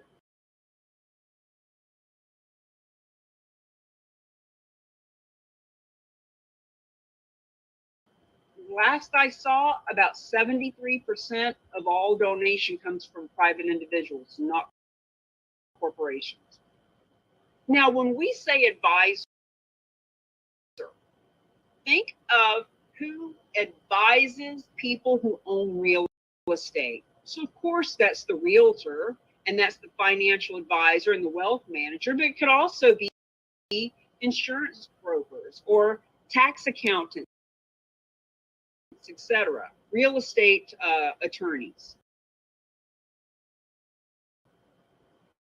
And then the third is the nonprofit themselves, the charitable organization, whether it's a donor advised fund, which you're going to learn about here in just a little bit, or whether it's one of those 1.5 million public charities.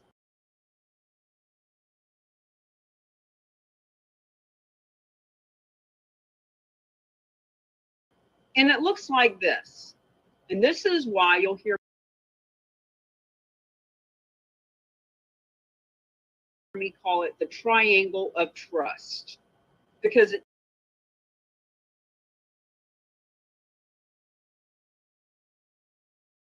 takes these 3 stakeholders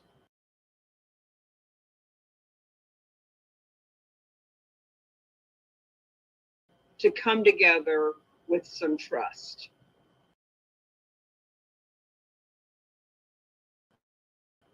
Now, the donor is a yes. Yes to what? They're a yes to donating real estate. They want the tax incentives. They are trying to leave legacy.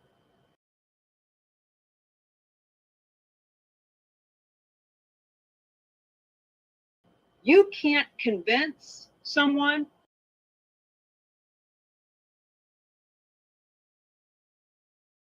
you can't sell someone on donating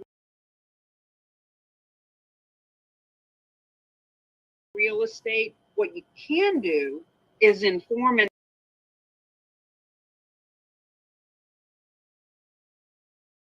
educate and let them know that it's an option. And they are a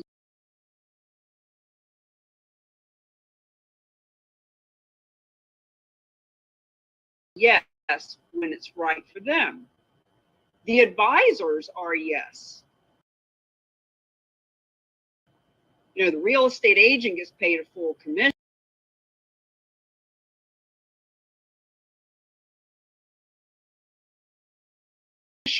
The financial advisors can add to their assets under management. Ultimately, ultimately any and all persons in the professional realm who advise people on real estate, it is a no-brainer for them to be a charitable real estate specialist because their competition doesn't understand how this works. So when you partner and play with them, not only will they help you find these donations, they're getting paid to do it too. So these two of the three are a yes. Ironically, it is the nonprofit that are the no. No.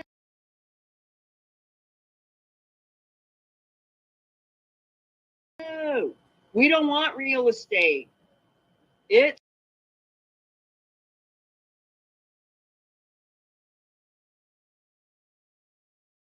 way too complicated. It's complex.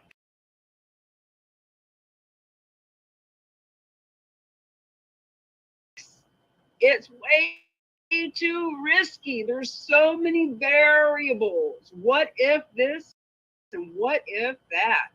They don't have the money to pay off mortgages and to pay monthly holding costs. They lack the expertise. They need to stay on mission. Stop asking them to drift off mission. Let them. You know what? You know what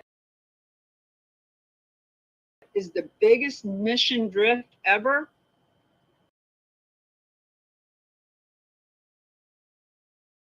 Fundraising. When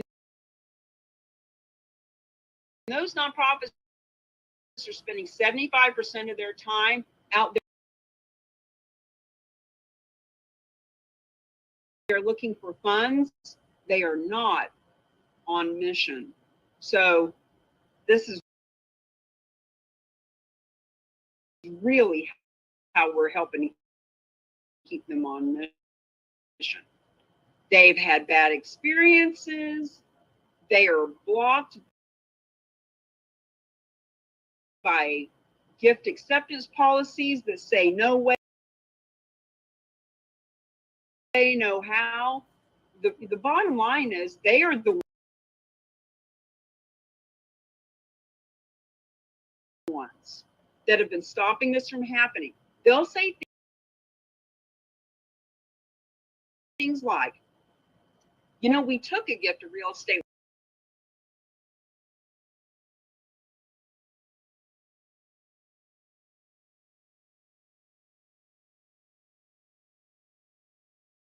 once and we will never do that again. Or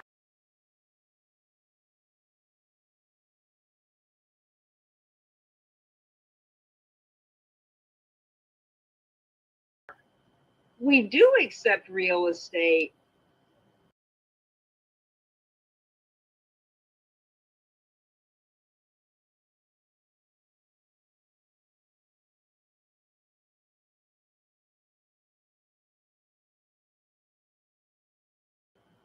But on a limited basis. And it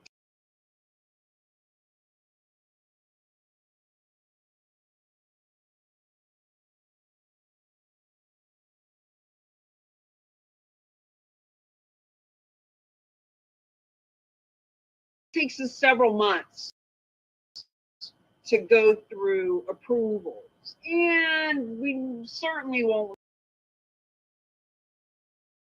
do it if there's a mortgage or the donor wants any cash back.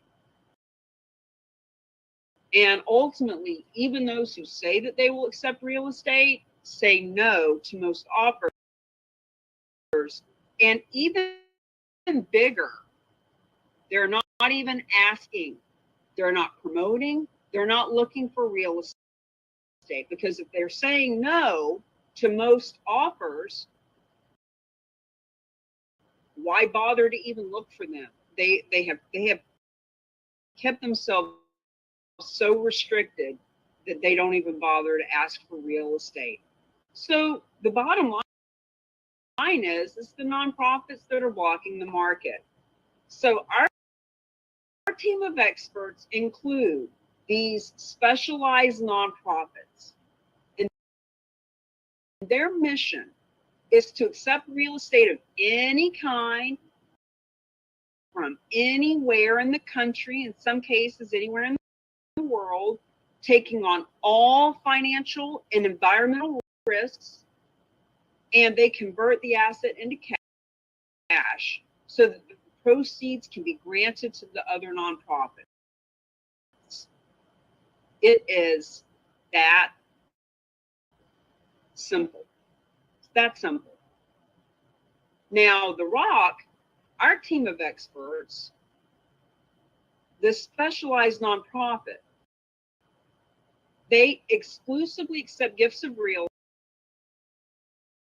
estate. That's what they do. That's all they do. One of them. We actually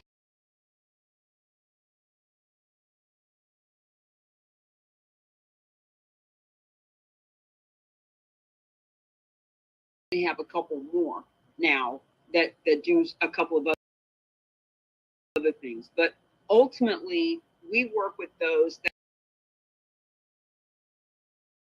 that are real estate focused. They provide the donors the tax benefits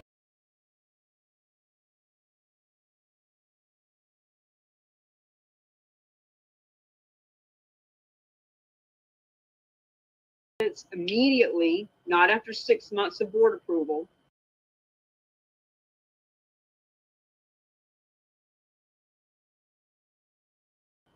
They absorb title and financial risk. Now, you've heard me say some of these things a couple of times.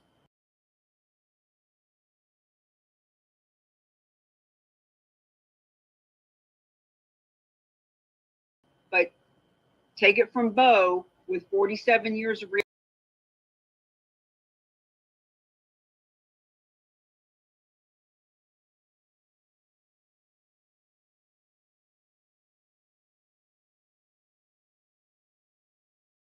estate experience. This is his fourth time in the class. Need to hear it a few times.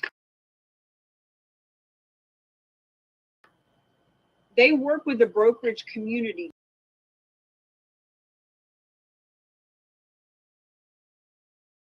to sell the real estate, which means wherever the real estate is, they are going to hire a realtor at a full commission to list it and liquidate it. They pay that full commission. They grant the proceeds to the other nonprofits. Now, non-cash versus cash gift. When a nonprofit opens its eyes and starts to awaken to how this works, their endowments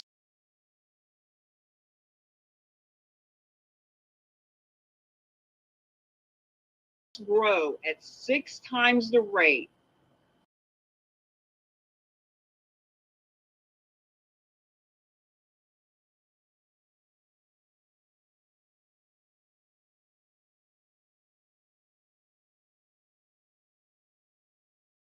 of the nonprofits that only take cash. Dr.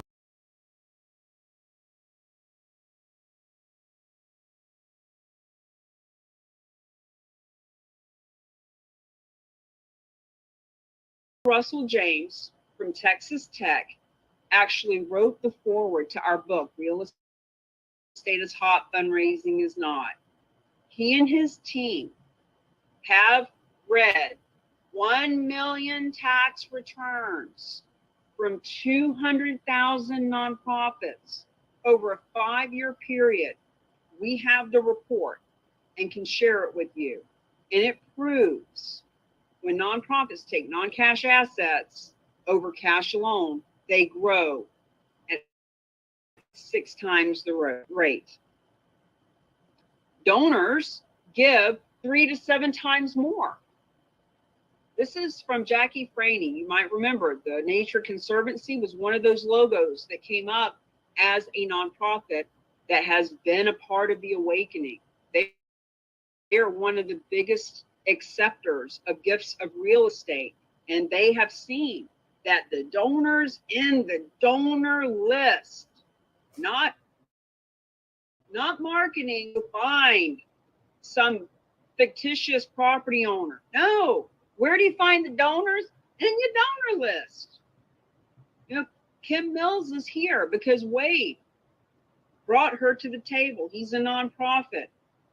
These donations of real estate are in his donor list, period. They're also in Kim's library of customers and clients and friends. The point is, the donors themselves are asset rich and cash conservative, and they will give more.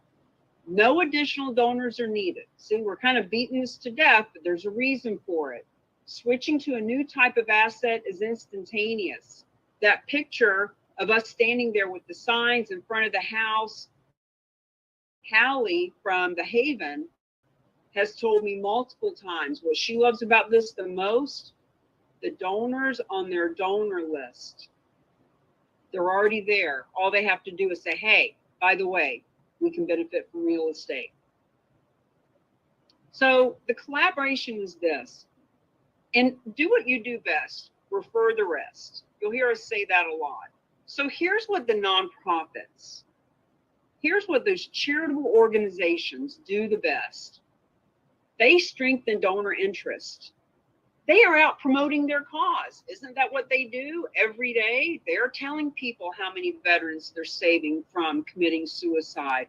They're telling the community how many puppies they saved last month. They are promoting their cause. They're cultivating that emotional connection. Hey, look, people buy on emotion. And in this case, well, the only thing we need them to buy is the fact that they can donate real estate, but they cultivate that emotional connection. And they, the nonprofits, all they have to do is share the benefits of the non-cash gift, in our case, real estate. All they have to do is start asking, start educating, start informing. That's free. It's free. People will say, what's this going to cost me? It's going to cost you everything if you don't tell people. Specialized nonprofit, here's what they do. They accept, fix, sell, and grant the money. They intervene on behalf of everyone. They step in. Listen, friends, do what you do best and refer the rest. Whatever you do, stay in your wheelhouse. All you have to do is introduce the donor to the specialized nonprofit via the Real Agents of Change. They provide the resources all gifts of real estate require. They solve the complexity of the entire gift cycle, meaning if you go to the Real Agents of Change, therock.com/donations, you'll see 10 case studies, raw land, commercial, residential, who donated, why they donated, how much money is being donated, and what nonprofit benefited. And some of those, you'll hear some pretty complex finagling of the bageling. And you'll see why the average nonprofit just couldn't deal with this. And they grant the bulk of the net proceeds to the other nonprofits. It's that simple. Now, The Rock, yours truly, we help with the systems and the scripts and the support, social media strategies. That's what we do. When I learned about this 3 years ago, and I knew that I needed to find a specialized nonprofit, I found them. I interviewed 6. I chose the right one for us at the time. We now have a couple. But the point is, what they do best is handle these transactions. What they don't do best is find them. That's what we're here to help you do. So these are logos of charitable organizations that have benefited from the third way. Now, you may have a Habitat for Humanity in your marketplace, but they don't know how this works. There's 1,700 Habitat for Humanities, and just because 1 or 2 or 3 or 10 have benefited from a gift of real estate doesn't mean yours knows anything about this. Trust me, they don't. We are here to educate them and bring this to the forefront. Fidelity Charitables at the top. If you imagine the 1.5 million nonprofits in this country, at the very top of the cream pie are the ones that bring in the most money. And as it spreads out, on the bottom are all the ones that just got their 501c3 designation yesterday and got a $100 donation. The one right on top, the cherry on top, is Fidelity Charitable. They bring in more money than any other nonprofit in this country. And the reason I'm focusing on them is because I need you to hear this. Even they don't do their own gifts of real estate. Even they leverage the same team that you are meeting right now. Welcome everybody. Universities, public radio, churches, animal shelters, happening all over the country. But when you hear us say reactive versus proactive, reactive meaning each one of these, there was either a donor that wanted to help so bad that they found the specialized nonprofit, just like the story you just heard, donor found them because they needed a tax deduction. And then there was just a really lucky nonprofit that benefited. But the point is, it was all reactive. Somebody reacted to a phone call. What we're wanting to do here is teach everyone and help everyone and assist them in being proactive, letting people know that this is happening. Now, this case study begins with that first story that you just heard about the guy who had 12, 13 lots. Here's the rest of the story. The money went to the Berkeley Humane Society, and those lots closed after that video that you just saw in April and ended up giving that nonprofit $406,000. Now, because nonprofits in general are not used to receiving that kind of a donation, Berkeley Humane received a phone call before the money came in. Hey, just want to let you know that you're going to be getting this sum of money in a couple months when this property sells. Just want you to start preparing for it. Berkeley Humane said, we're getting how much? For what? We didn't even know that was possible. I said, I know. Can we ask people to give us more? Yes, you can.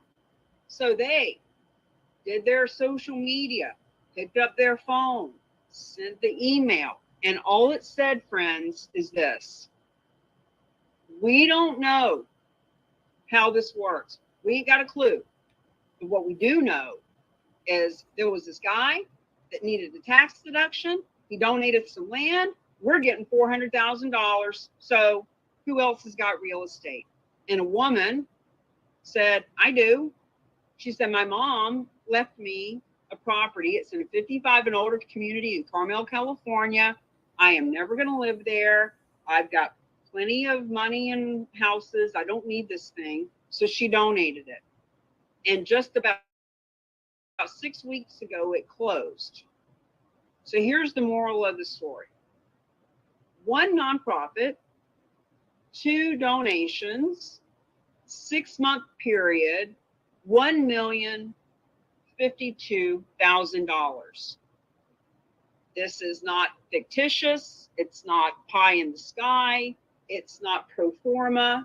It is what it is. It's happening. So why the specialized nonprofit was created? Because real estate underperforms. Only 3% of what we as a nation have in wealth is cash. 2.7 to be exact, as per Dr. James. 43% of our wealth as a nation is held in real estate.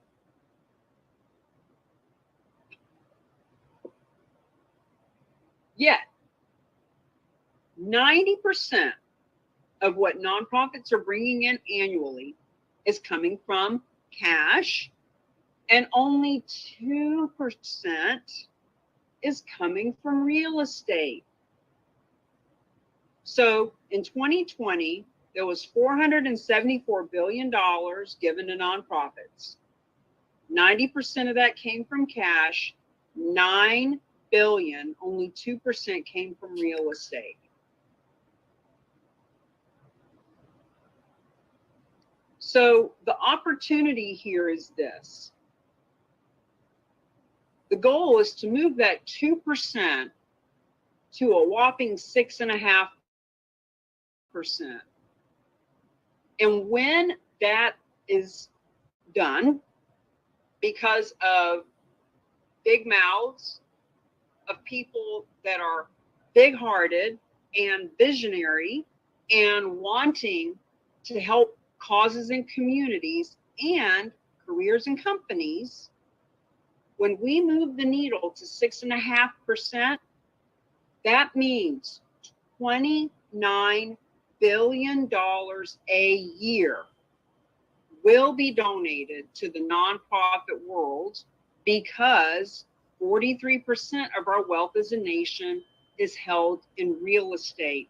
And right now, $9 billion is being donated without nonprofits even asking for it. Imagine what will happen when they actually just let people know. So every sale has to be sold to give the money to the nonprofit world. And that is why we're talking to realtors. And that is why over the last 2.5, 3 years, we've learned, oh, by the way, financial advisors benefit from this too. Now, Gene Frederick is the granddaddy of EXP Realty. And in April of 2021, we met with him at his home in Puerto Rico. Flew down. Bruce Geis, Bruce's wife, Tammy Baker, went down and met with Gene. Told him all about this. There's an interview that I did with him. therock.com/EXP. This is a game changer. Even Gene sees it. And even Gene didn't know about it. Think about that. Someone who has been in real estate for 40-something years, the biggest recruiter of real estate agents on the planet,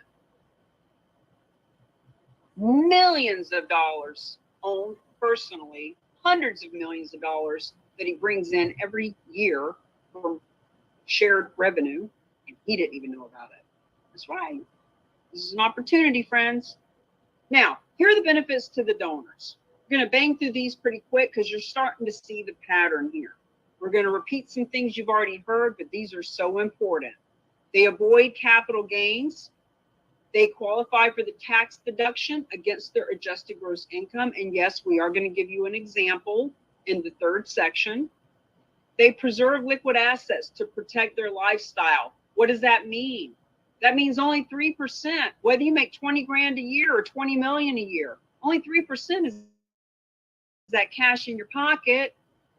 So when nonprofits are trying to get them to buy raffle tickets or pay for a foursome at the golf course, they're having to decide, do I want to buy little Billy presents for Christmas, or do I want to support this nonprofit?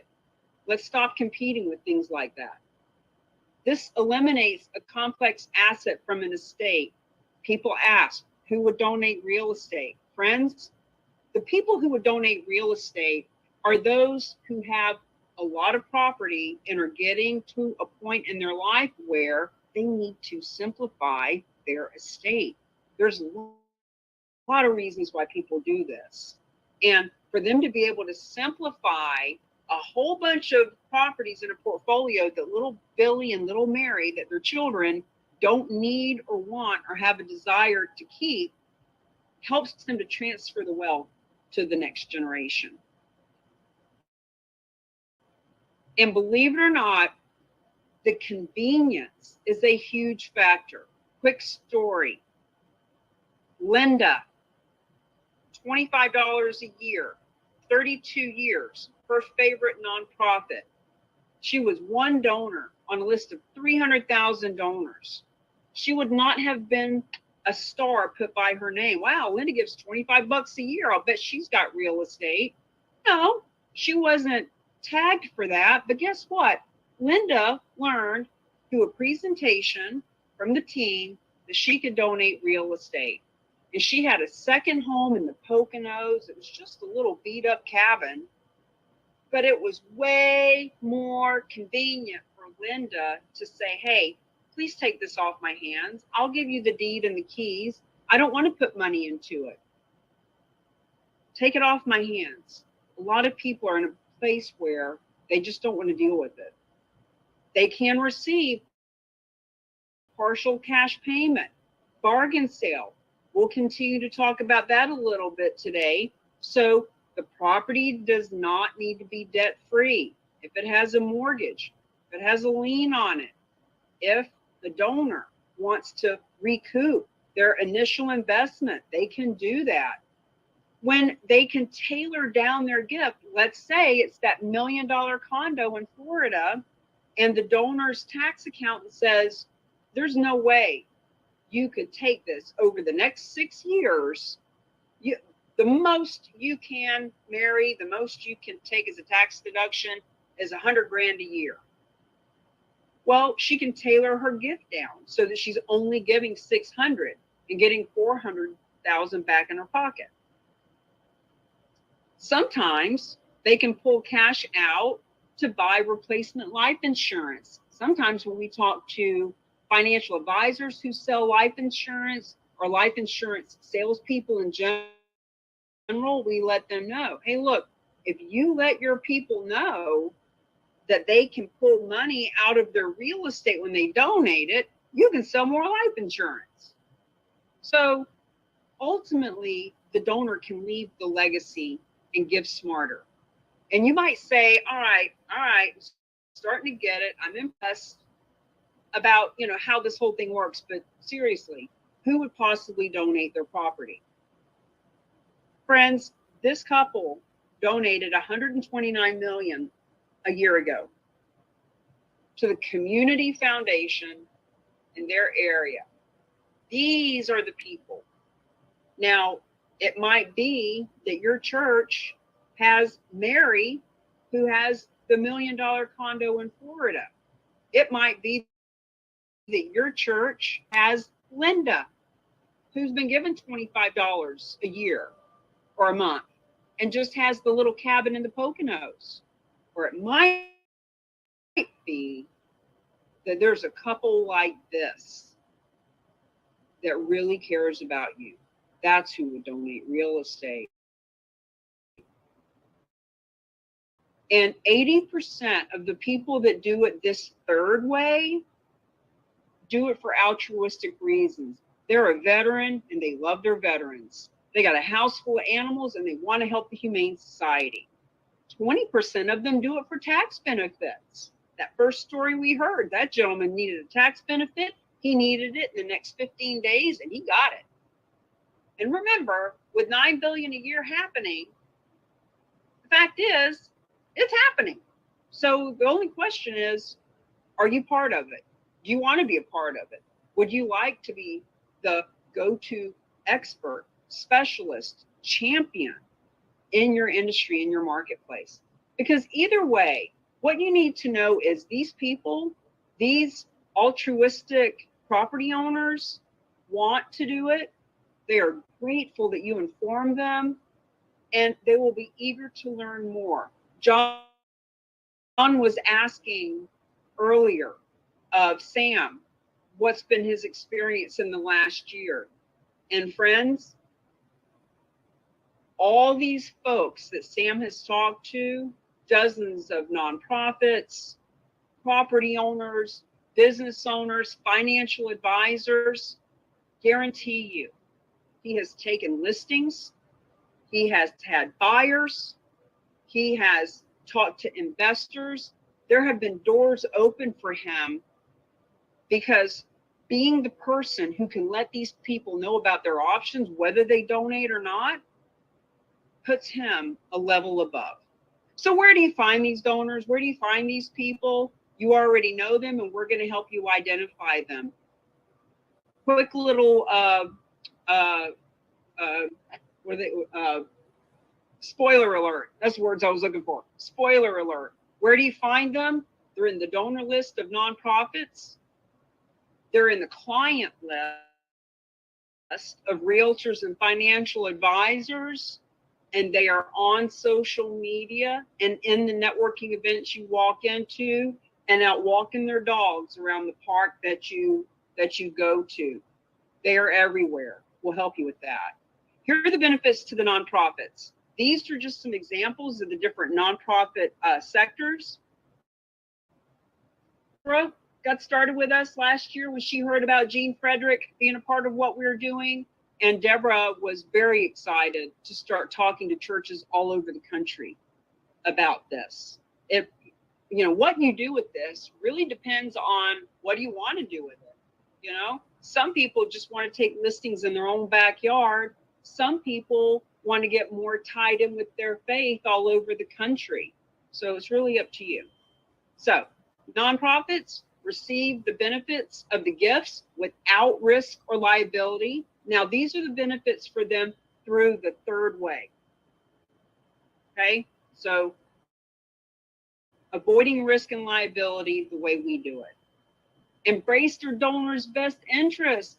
Their donor needs a better tax option. Strengthen those relationships because they're tapping into that wealth bucket, not the income bucket. This is huge. And Dr. Russell James has shared with us that when people start giving from their wealth bucket, they also start giving, first of all, they will donate more than one property the first year when they see how easy it is. So they'll donate 2. And they donate more cash. The woman, Linda, that nonprofit's fundraiser told me about 6 months ago, she said, Linda used to give us $25 a year. But since she donated that cabin in the Poconos, she gives us $500 a year. This is psychological change. Grow the endowments at 6 times the rates, receive 3 to 7 times more from the same donors, expand their number of major gifts without adding new donors. It's just the way it works. Now, benefit to the advisors. This is one of my favorite topics because I am an advisor. I was an advisor. I have my real estate license. I don't sell, but I won't turn down a referral fee either. So, real estate brokers, elevate yourself to the advisor. I am you. I know you. I know who you are. I know what you're doing out in the world. You just want to get paid a full commission to do your job and give the best service to your clients. And if you could actually make a difference and help your causes and communities while you're building your business, that is a win-win-win. So become the advisor that people need around this. You can switch your focus to a seller that's non-emotional, meaning we've all had We've all had that client that was elderly and had 4 children, and all these children all over the country want to tell you how to do your job, and you're all nodding your heads. I don't even have to see you. If you've been in real estate for a year or more, you've had this happen. So imagine, instead of having that old couple and the 4 adult kids telling you how to do your job, they're off the title, and it is the specialized nonprofit that is your client who is guaranteeing you a full commission. They are not emotional about the deal. They want you to do your job. Just go do it. Earning that full commission. Financial advisors. We're going to get into the weeds a little bit with the financial advisors. This is super important. So don't go Google or shut me out when I'm talking about this, because this is really important for you to know. 65% of these donations, of these philanthropic gifts, come from these folks, because this gives them the ability to move that hard asset. Real estate is a hard asset that a financial advisor makes 0 money on. They don't make money on real estate. What they make money on is assets under management. We help them liquidate that hard asset and move it to assets under management. Stay with me. Preserve the next generation of clients. So if we've got Tim, the financial advisor, and Tim has had John and Mary as his clients for the last 40 years, and little Billy and little Alice are the kids, little Billy and little Alice may not stay with this older financial advisor. But when all of these complicated assets are put into a donor advised fund that is conveniently handed down, it is an easier way for them to maintain the next generation. All of these advisors, when you all become charitable real estate specialists, you become proactive versus reactive.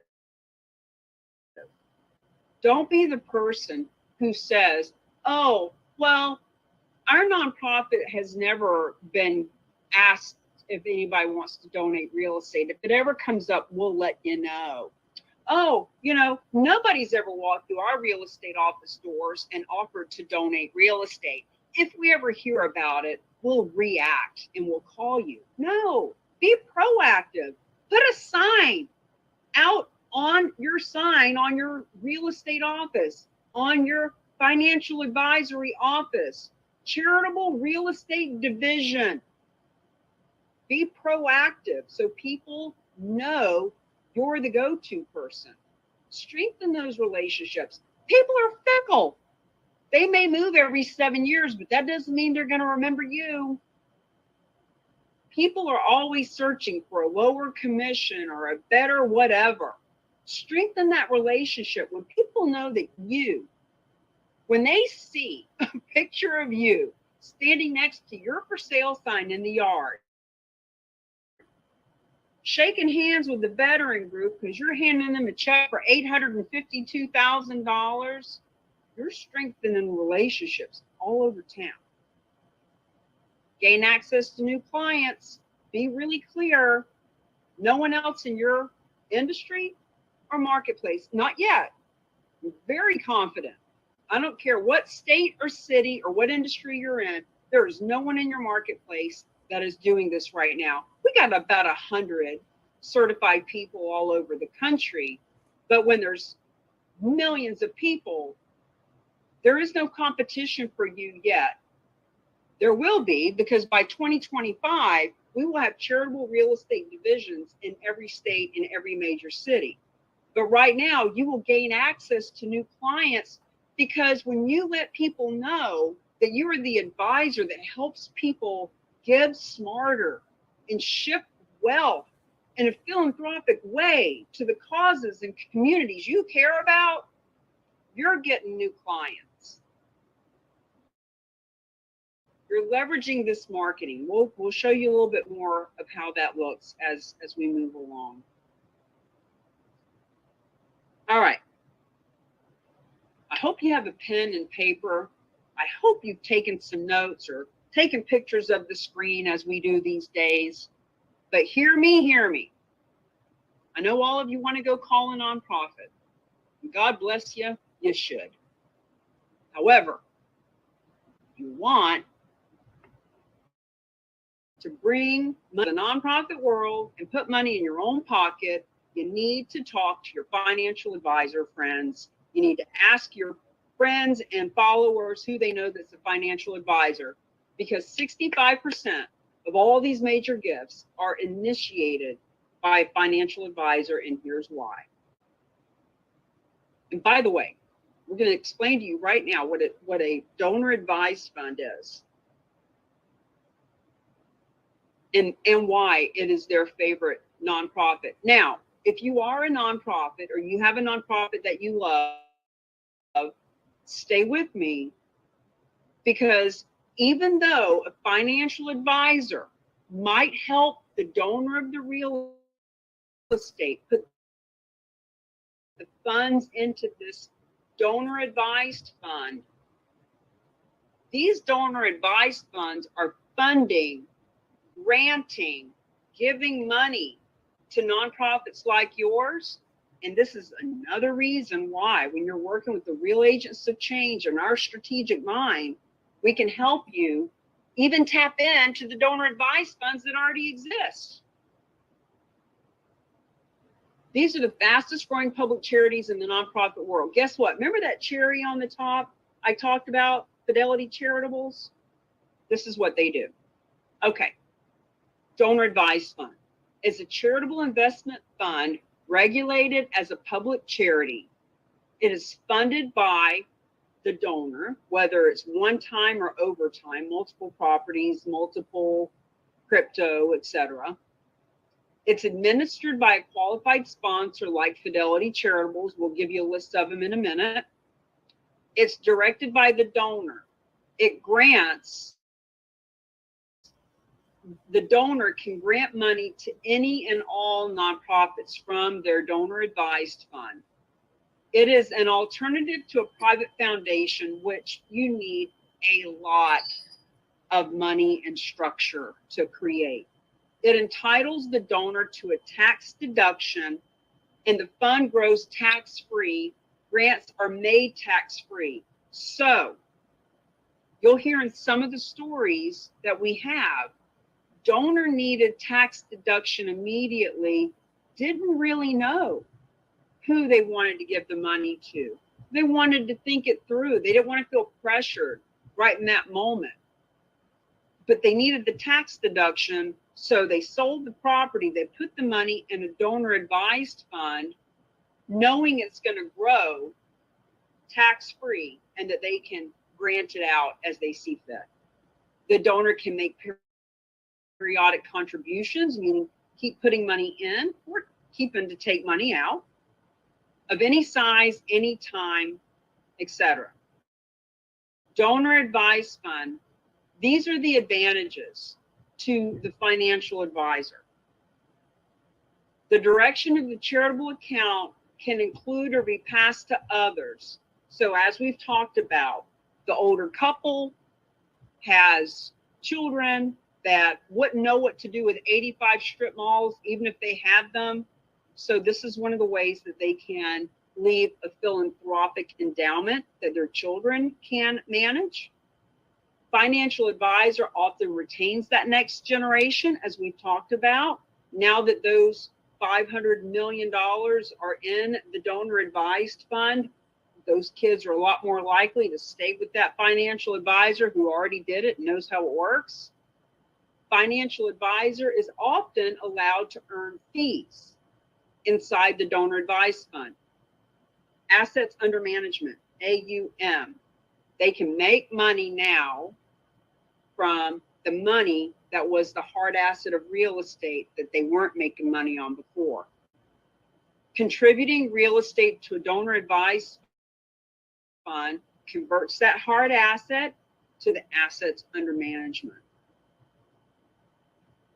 Donor advised fund, here are some of the popular ones. Fidelity Charitables, you'll hear us talk about them a lot.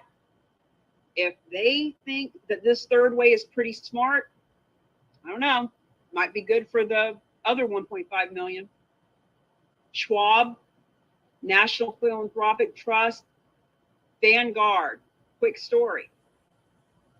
Our specialized nonprofit, you just saw a video, you're getting ready to see another video.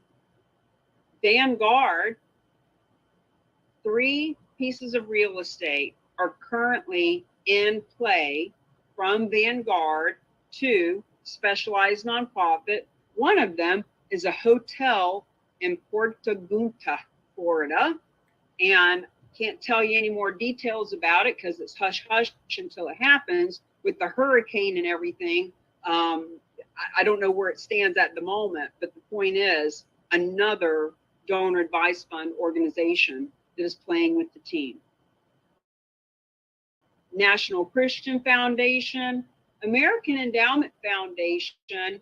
Remember on our YouTube channel, I showed you all those interviews that I've done. I interviewed a woman named Laura Maloney 3 years ago from American Endowment Foundation. She personally managed $3.something billion, and she'll tell you why they won't handle real estate. So once again, most of them don't handle real estate. They refer to a third party credible expert like the specialized nonprofit. Now, why nonprofits and realtors and financial advisors and visionary leaders? Why do you become charitable real estate champions? Because we're the only organization. We're the only one with systems to support and strategy to help find the real estate donations, to handle the real estate donations through the team, to position, partner, and promote to find and handle more real estate donations. We have the only national database that will show you on our map, which looks like this, and it needs to be updated. So when we first started this 3 years ago, the focus was there are 2 million realtors. Let's certify and educate 1% of them. So the first year was totally focused on realtors, but with a little bit of market research and reflection and experience, 50% of the people in the room are realtors. The other 50% are the nonprofits and the financial advisors and the CPAs and other people who have nothing to do with real estate or finance or nonprofit, but they're savvy and they understand social responsibility. So that's why we have different colored emblems on here, and you show up on the database when you are one of our champions. So for example, these are some of the signs. As a matter of fact, I've got one right behind me. I'm going to turn off my background and show you one of them. These are different postcards, social media that we have to help our champions, just some of the resources. Now, this is a donation, as you see, May 2022, happening in California. And we love showing these properties. These are not property that needs to be unloaded. It's not probate. You know, when you really think it through, when the real estate is donated to the specialized nonprofit, they're taking title, they're taking financial responsibility, they are agreeing to pay the taxes and the insurance and the holding costs. Why would they take any real estate that's not of value and going to sell? So these are just examples to show you these are really generous property donors that donate real estate. So let's open it up to any question, comment, concern. Let's hear it.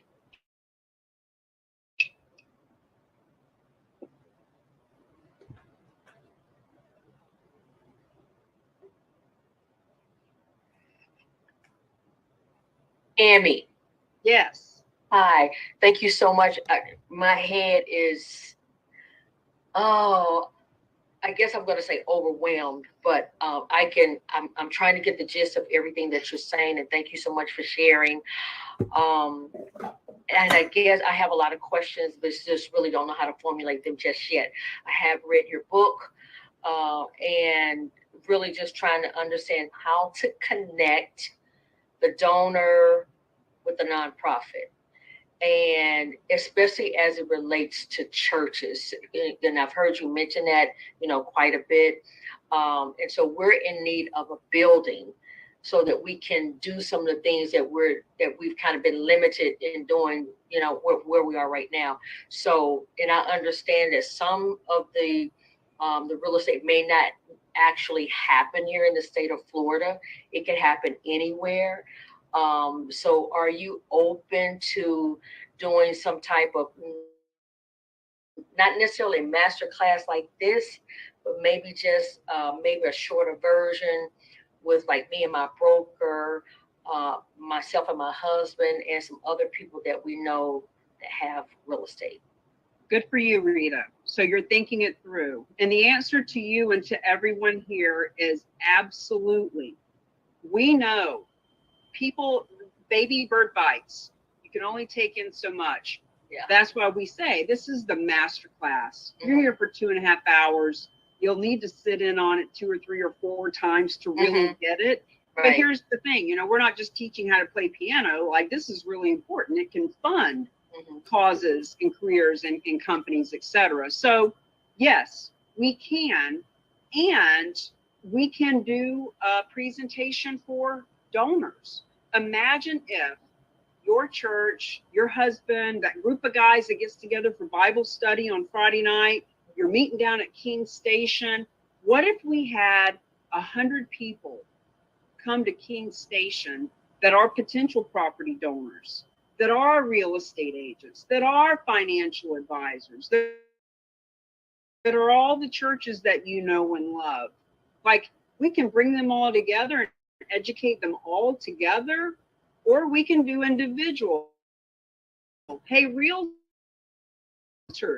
here's how you make money from this. Hey, donors, here's how you benefit, especially now at the end of the year. So just stay with us, just keep digesting, and know that these donations,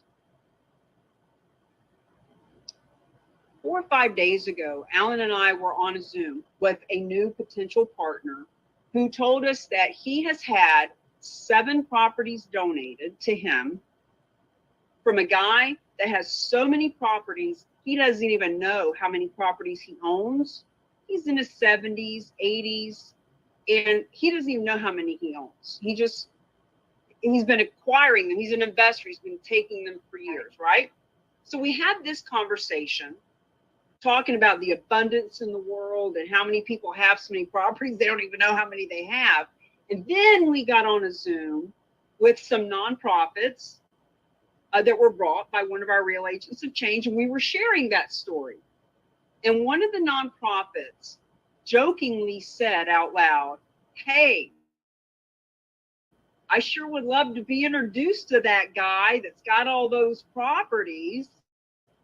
And I said to him, you already know him. He's already on your donor list. He's on your email list. He's in your social media. Meaning, this was a nonprofit I was talking to. You have people that have multiple properties that would donate right in your list. All you have to do is tell them, hey, I don't know how this works. I honest to God have no idea how it works. My husband does this Bible study, and he met some guy, Eustace, and gave us a book, and the next thing you know, I'm learning about this. I really don't know how it works, but it's been happening for 100 years, 9 billion a year. Let's get together and learn together. That's all you have to tell them. Got it. Thank you. You are welcome. Thanks for being here. Thanks for reading the book. We're going to be doing a book study and going through the book chapter by chapter. We've got a couple hundred books out in the world at this point. As a matter of fact, if you'd like to be a part of the book study, please put in the chat book study. Let me know when the book study happens. In other words, that way we can keep up with who wants to be a part of it, so we can personally invite you. Anybody else have a question? Because I want to share with you the second video that finishes this story of Berkeley Humane. I do have a question. Go ahead. Go ahead, Francis. Hey, Cammie. My question is, you know, everybody wants a piece of this. So let's just say someone random, not in the church, not in a nonprofit, refers that to me. This is a real estate deal, so they can't get a commission. Is there a way around that, that the organization can give them a referral fee? Yes. Okay. Yeah, we would call it a finder's fee or a marketing fee. Okay. Yeah. All right. Thanks. Yeah, no problem. Alan, you had something? Yeah, Kim had a question. She just interjected, and I think you might have missed it. She's asking about some tax implications for potential donors. If they're in contact with a potential donor and they have tax questions, not being a specialist in taxes, it just says, should we have, like, well, how would we handle that is the question. Sure. Kim, thank you for asking. You're going to hear us say this so many times, you'll start repeating it. Do what you do best and refer the rest. You know, as a real estate agent, I learned a long time ago, if I'm at a home inspection and the potential client says, hey, that looks like mold. Is that mold? If I were to say, nah, don't look like mold to me, I could find myself in a lawsuit in 2 years when they find out it is mold. And I tried to do something that I'm not an expert at. So the moral of the story is, we don't want you to have to figure all this out. We don't want you to answer questions that are not in your wheelhouse. Not only because we don't want you to get bogged down with trying to learn a whole bunch of stuff, we also want you to show that client, that potential client, you have a team. And the team is here to help you. And we want that client to get the best tax benefits they can get. And they're not going to get that advice from a real estate agent. And they're not going to get the best real estate advice from a financial advisor. So, yeah, stay in your wheelhouse. We'll help you with that. All right, let me play this other video. While the video is playing, let's have our little bio break. It is 1:05. This video is about 5 minutes. At the end of the video, we'll come back and we'll do section 3 and see if you have any questions. Hang tight. Share screen.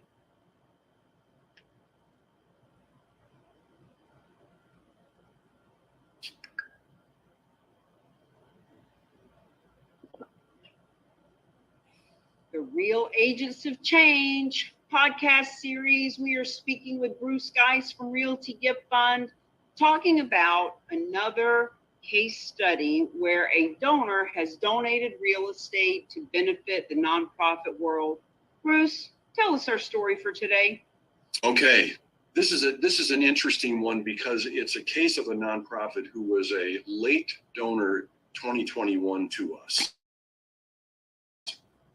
First time they'd ever met Realty Gift Fund.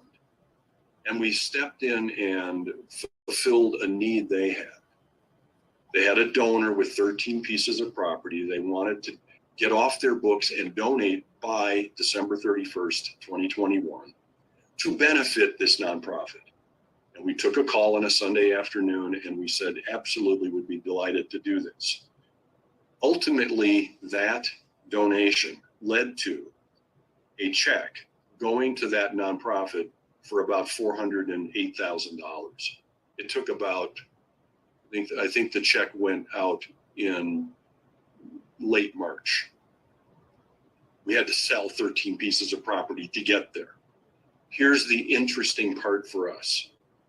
This nonprofit immediately, as this was underway, started marketing gifts of real estate. And now we are under contract to do the second deal for them, which is a residential condominium in Carmel, California, owned by a woman who actually lives in Berkeley. And is never going to use this property again. It was gifted to her a long time ago by her mom. It's in a senior community that she is not going to move into. And so she has made a gift to us, and we are going to sell it to somebody who wants to live in this senior community. We have run the math. We have talked to our broker. We have talked to our title company. We know that we need to invest $20,000 to get it ready for the market. And we believe that we are quite easily going to net for this nonprofit $600,000. Here's why this is an interesting story. We didn't know this nonprofit December 1st. Here it is, late spring. The following year, and we're about to do $1 million donations for this nonprofit from 2 pieces of donated property. That, I think, is a good story.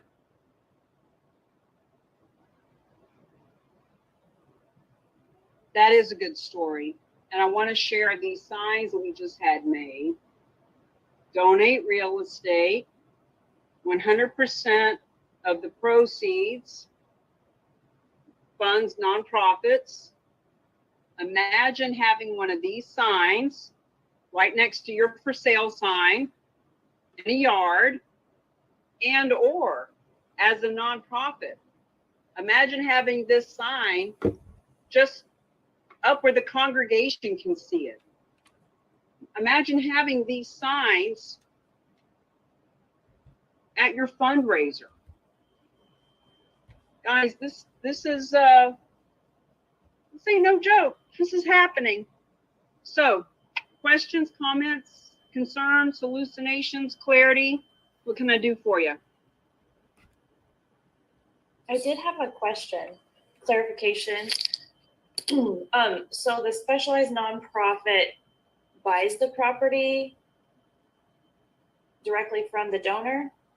Well, in essence, yes, they are, Jennifer. So if the property is free and clear, mortgage, and the donor does not want any money, they just say, you know what, it's $1 million condo, it's free and clear, we just need a lot of tax deduction taken.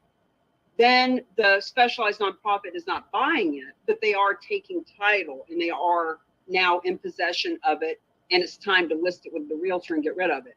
But if there's a mortgage, if the donor wants cash, if there's any money that exchanges hands, then yes, they are buying it. And in the IRS code, it is called a bargain sale. And we've talked about this for years. We hate that term because it sounds like it's a bargain basement kind of a discount thing. But if you think about it, the specialized nonprofit is buying the property at a bargain, because if it's $1 million condo and it's got a $200,000 mortgage and the donor wants $200,000 cash in their pocket, then in essence, the specialized nonprofit is buying it at a bargain of $400,000, but it's got $1 million value. So there's $600,000 in equity to go to the nonprofit world. Okay. Okay. Cammy, does that transaction then close through a title company when it goes to the specialized nonprofit? Great question, Bo. So that first, you might have heard me say in the very first video that this is a 2-step process. The first step is the charitable donation. The second step is the charitable funding. So the first step, when the donor is donating it to specialized nonprofit, that is, we do need a title company for that. That is why besides realtors, the second most important industry is title companies. And we can talk about and do trainings about how to talk to title companies, because title companies want to get in front of a lot of realtors too from a recruiting aspect. That's big for you, Bo. But just to be clear, that first step when the specialized nonprofit is taking title, that is not a transaction that anybody's getting any commission for. That is a straight up donor is giving or selling to specialized nonprofit, no commission. But then when the specialized nonprofit has the property, step 2 happens. The property gets listed at a full commission. And when it is sold, now is the charitable funding. Charitable donation gave the tax benefit. Charitable funding is when the property is sold and the equity goes to the nonprofit world. I have another Thank you. question. Go ahead, Jennifer. Are there certain parts of the country, like, you know, higher density cities, that kind of thing, that you see more real estate donations happening, or like where are these things happening right now? Well, they're happening in every state all over the country. Keep in mind, it's a U.S. based tax code, so it's not state specific. I mean, obviously, if there's a higher density, there's more propensity, there's more likelihood for it to happen. But in general, a donor property, if you think it through a little bit, they're typically 60 years old or older, because they're at a place where they've acquired a lot of property. They're at a place in their life where they are wanting to simplify their estate.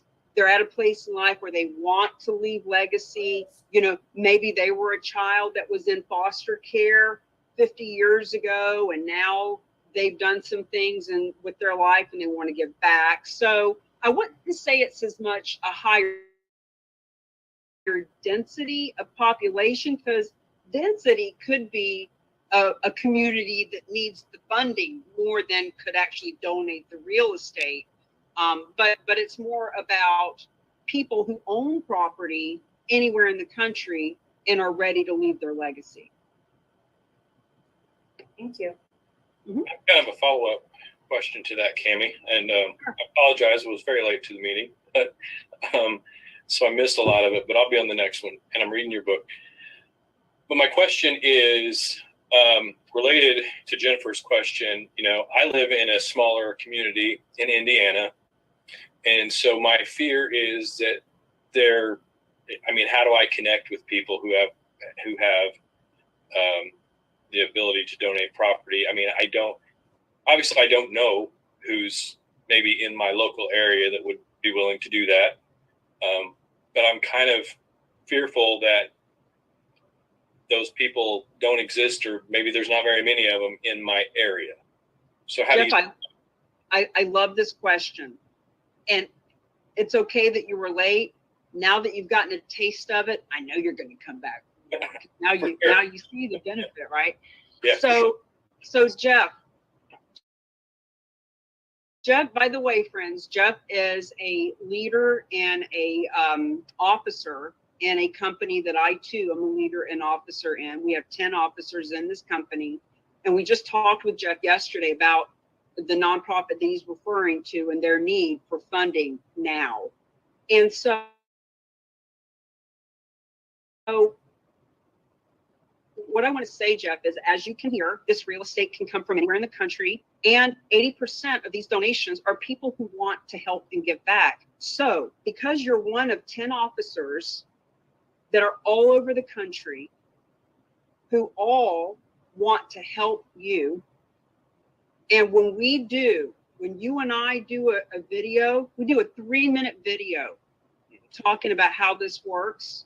If you do a video with Bo, if you do it, you don't have to do videos. I'm just saying that you could promote. If there was a post that was sent out by all 10 officers to all of our social media, our email list, hey, you know what? We can help any of the 1.5 million nonprofits, but right now we want to focus on, and we share with people what your mission is and why you need the money and who it is helping.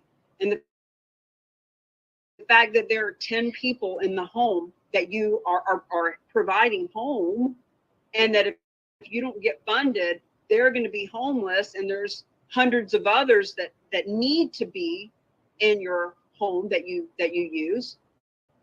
So we just need to share your story. And the fact is, as a nonprofit, you guys know, I know what your budget is, and I know that you need to get donations.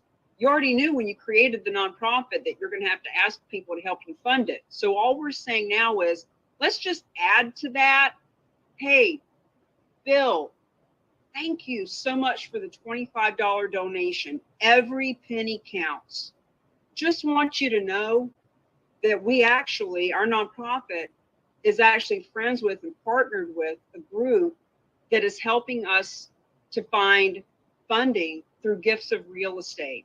So I just want to put it out there, Bill, if you'd be so kind as to maybe share that video that we just put on our homepage yesterday. You know, the women, the people that are staying in your home, they could share it. In other words, we all have a huge network, and we just don't know. We don't know who's going to see that video or that post or that flyer or that email if we just ask people to share. And I'm talking to everybody. Friends, every one of you have a nonprofit that you love. Every one of you know dozens or hundreds of realtors and financial advisors. Like, there's so much abundance out there. Just know in your heart that when the right person hears it. And Jeff, what if worst case scenario, 10 officers send it out to 100,000 people? What if one person says, you know what, I don't have any real estate, but I love what you're doing. Here's 50 grand. Yeah. Oh, what a horrible thing to happen. Right. Tammy, this is John Fralick. If I could address Jeff and Jennifer, you too, your questions are similar. Jeff, you said, I live in a small town in Indiana. I want to refer to a book that I read decades ago called The Millionaire Next Door. And it is so true. I live in a little town called Westlake, Ohio, just outside of Cleveland. My twin brother of another mother. We have a dozen similarities between us, but I'm not related to him. And he's a salesman. He's known as the plaid shirt concrete cutting salesman. He sells blades to cut concrete on roads. He has $3 million in the bank. We're close friends. He's shared that with me. He wants to leave $1 million for each of his kids and donate $1 million to charity. But he drives a basic pickup truck with roll-up windows. Who doesn't have electric windows? He's as frugal as they come. He's younger than me, but he's got $10 million in the bank, and he lives in a house that was built in 1945. Mm-hmm. So you never, ever know. You go to a town council meeting. Two of those town council people could be wealthy individuals. You don't know, especially in Indiana, Illinois, those areas where there's lots of farm country. Yeah. They may be cash poor, but I guarantee if they're farmers, they're land rich. Yeah, you're right. Thanks for the reminder. You just reminded me of my grandfather. He was a farmer. He until the day he died, he lived in the house that he was born in. Right. Farmed his entire life, and you would have thought, like you said, you would have thought he was poor as they come. Yeah. And as his grandson, I didn't even know how wealthy he was until after he died, and found out that he was worth $5 million. Yep. And that's, from a even smaller town than I live in today. Well, the other side of that coin is, the question basically is, where do I find these people with the money? And Cami alluded to this perfectly earlier. It's so easy to find a nonprofit. And every nonprofit has something in common. They have a list of donors, of passionate people about their cause. If you don't know anybody that has money, go find a nonprofit and put together a direct mail package for them and say, we're going to do this for free for you, and we're going to generate some money for you, and we're going to help you Send it out to your list. And I'm pretty sure Cammie would agree that you'll be shocked at the results. Well, actually, John, we were just talking yesterday about all the churches in Jeff's community that he's already partnered with and knows. And, you know, Jeff, I just wanted to honor you for sharing your fear. You said my biggest fear, what I'm really scared of is this.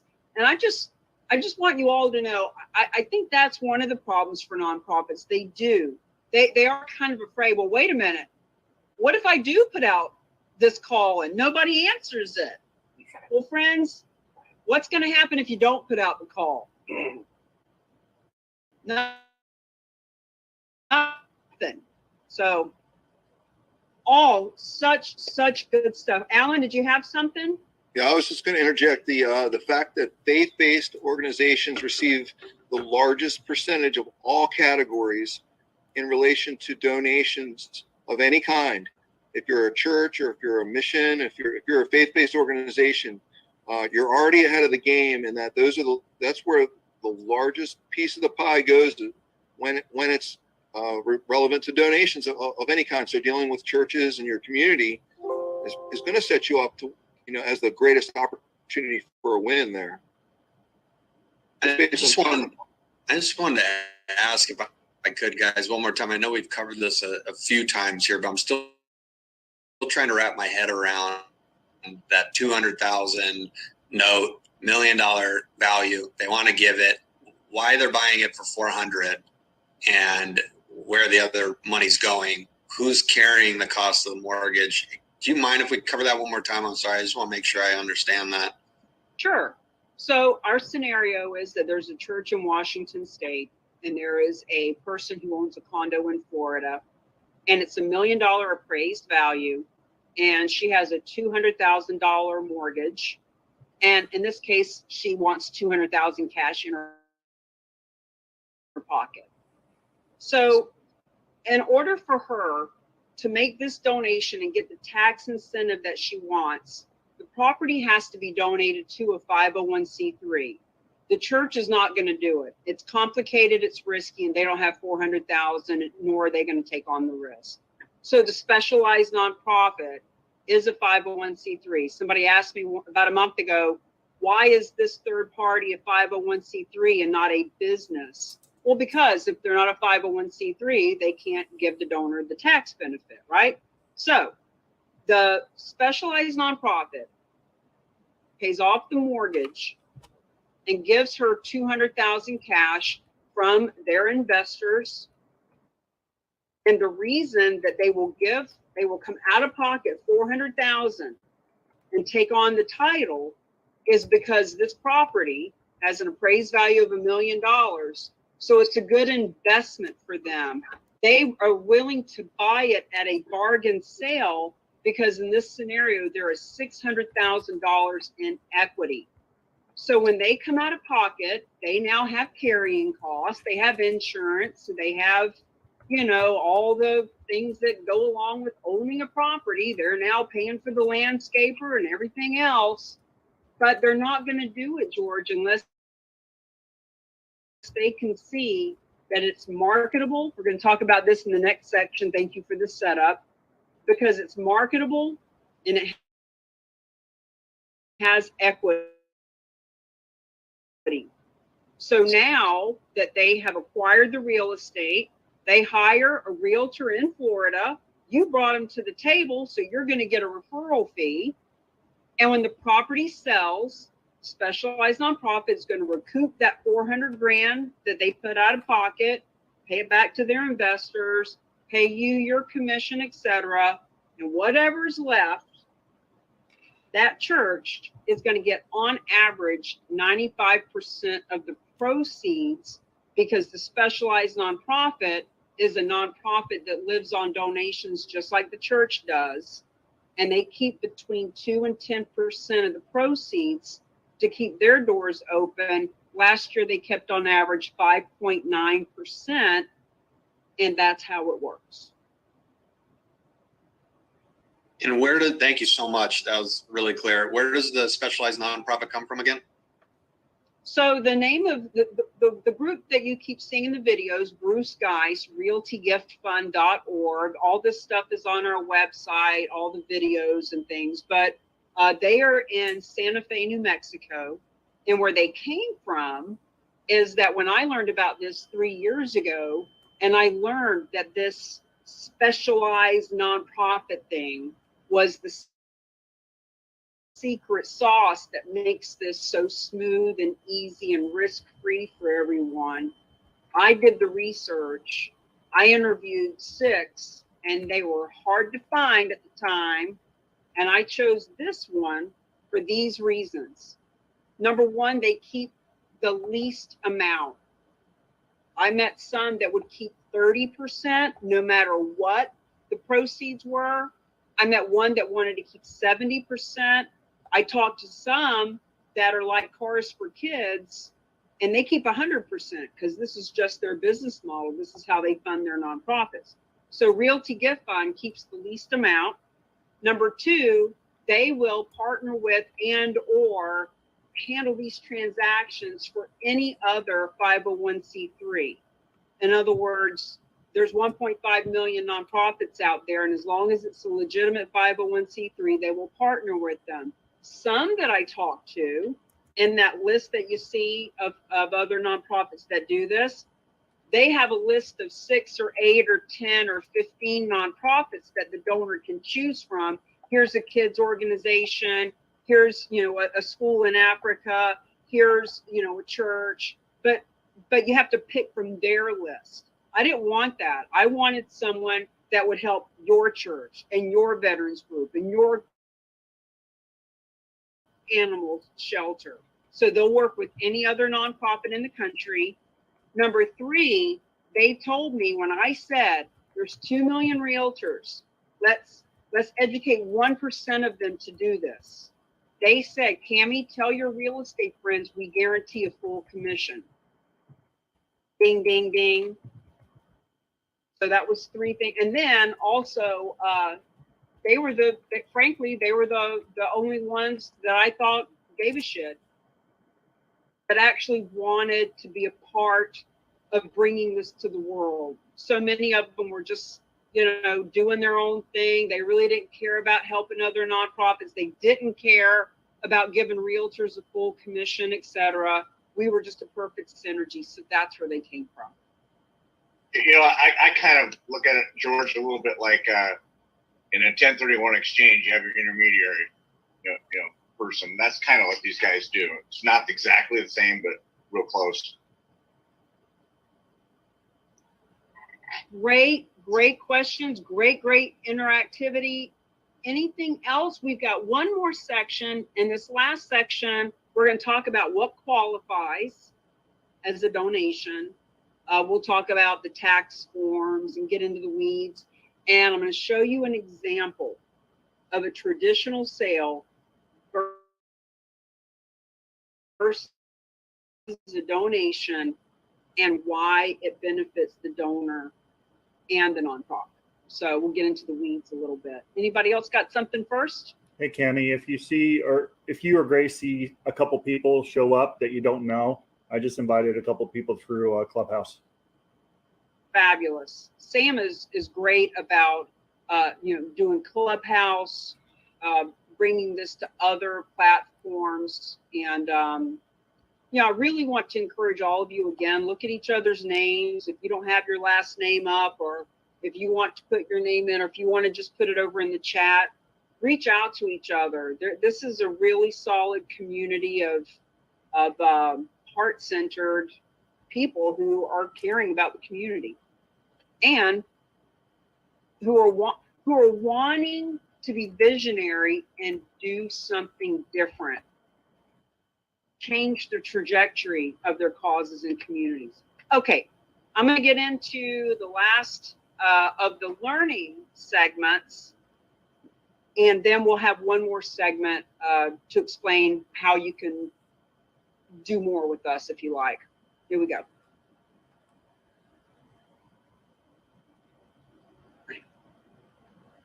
And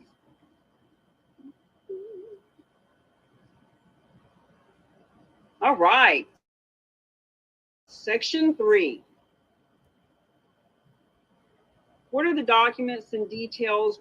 What really does qualify as a donation? Now, as I alluded to earlier, the property's got to have equity. If there's no equity, there's no donation. So if there's a mortgage, it's got to be paid off. And if there's not enough equity, there's just no reason to do the transaction.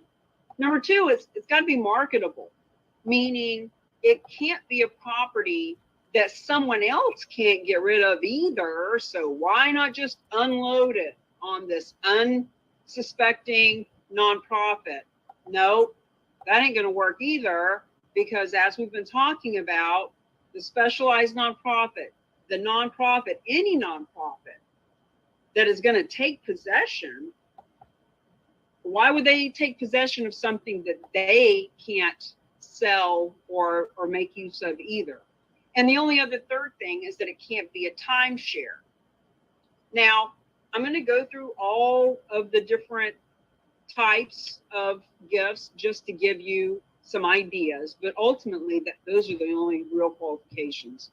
So it can be residential, it can be a primary residence, it can be a second home, lots and lots of second homes.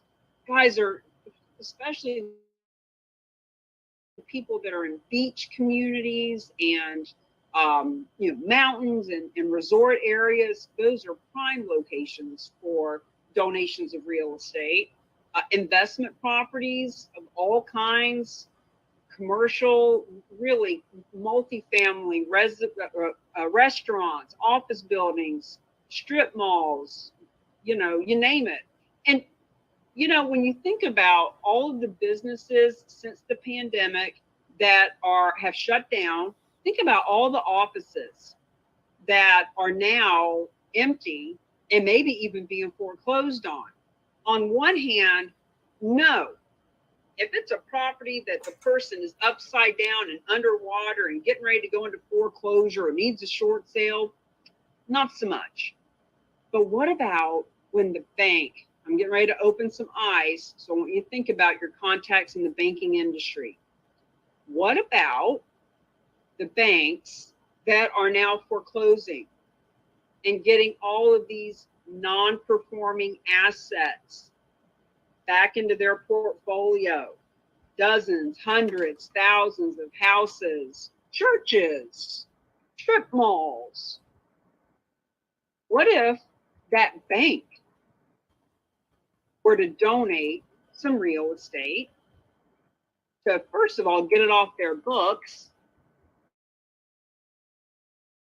and second of all, social responsibility?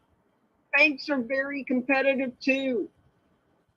What if that bank could do a PR campaign with you, whether you're a nonprofit or a realtor, that shows, hey, Bank of America, or this little tiny bank in Indiana who had real estate in Texas, just donated it to help Jeff and his nonprofit.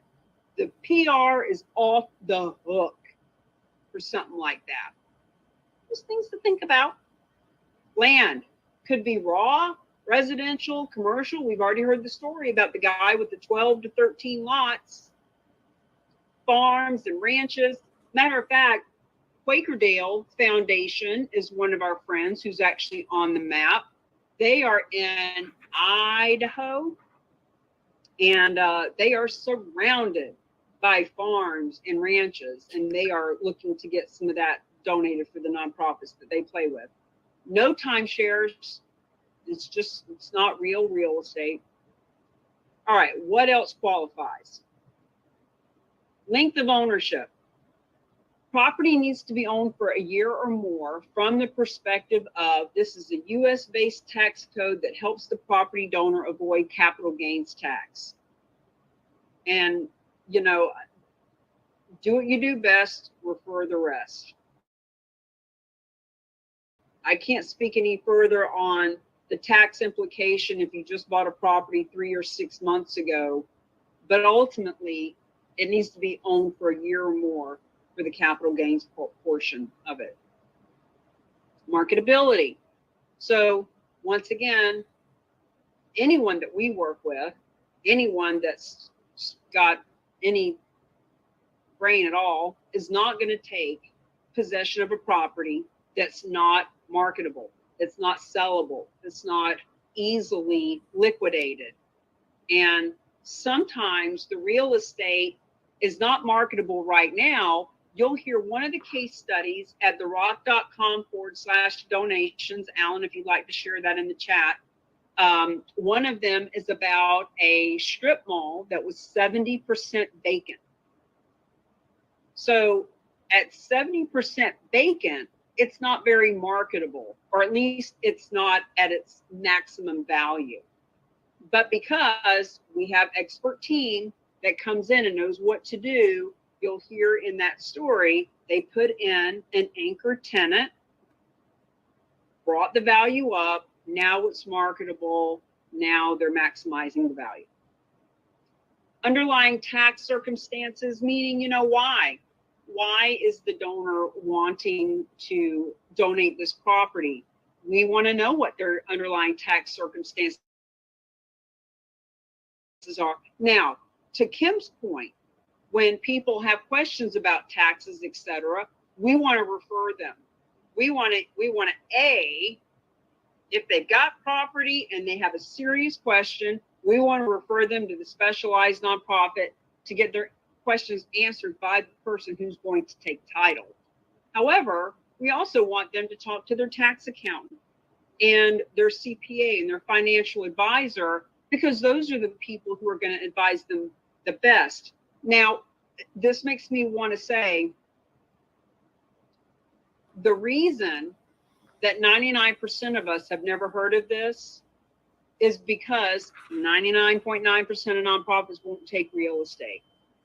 So your CPA friends and your tax accountant friends and all that, they conceptually know that a donation of real estate is a good tax write-off. They can conceptually understand that it's a good philanthropic resource, but they've never known a nonprofit that would actually take real estate. So it's a little above their pay grade to get their advice on this when they've never probably handled it. But that is why we want to invite them to this class so that they too can be a charitable real estate specialist. Because if that CPA, that tax account understands this, they can partner with you to get in front of all your donors. They can partner with you as a realtor to get in front of all your clients. In other words, are you starting to see the synergy and the collaboration here amongst all of the for-profits too? Minimum equity, $250,000. That's for this one nonprofit that we work with the most. We actually have access and resources now for properties that have less equity than that. Probably need to just remove that because there really is no minimum equity at this point. But ultimately, there needs to be some skin on the bone, some meat on the bone that makes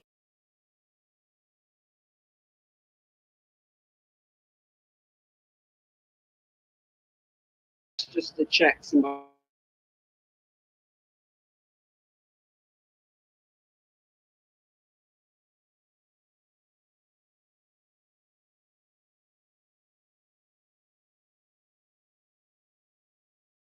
So there's plenty of capital through these organizations that we've partnered with to pay off mortgages, to remodel commercial buildings, etc. So it could be any size of real estate. So what are the documents that are required? The net gift estimate is the guiding document from start to finish. So the day that the specialized nonprofit and the property owner meet and get to the point where they're talking numbers, this net gift estimate is created. The net gift estimate, they actually get two. So the donor will get one that shows, here's what it looks like in a traditional sale. based on what you're telling us with your tax basis, etc., here's what you'd pay the government, here's what the nonprofit would get, etc. Here's what it would look like if you did it this way. And I'm going to show you an example of that in about 5 minutes, so hang tight.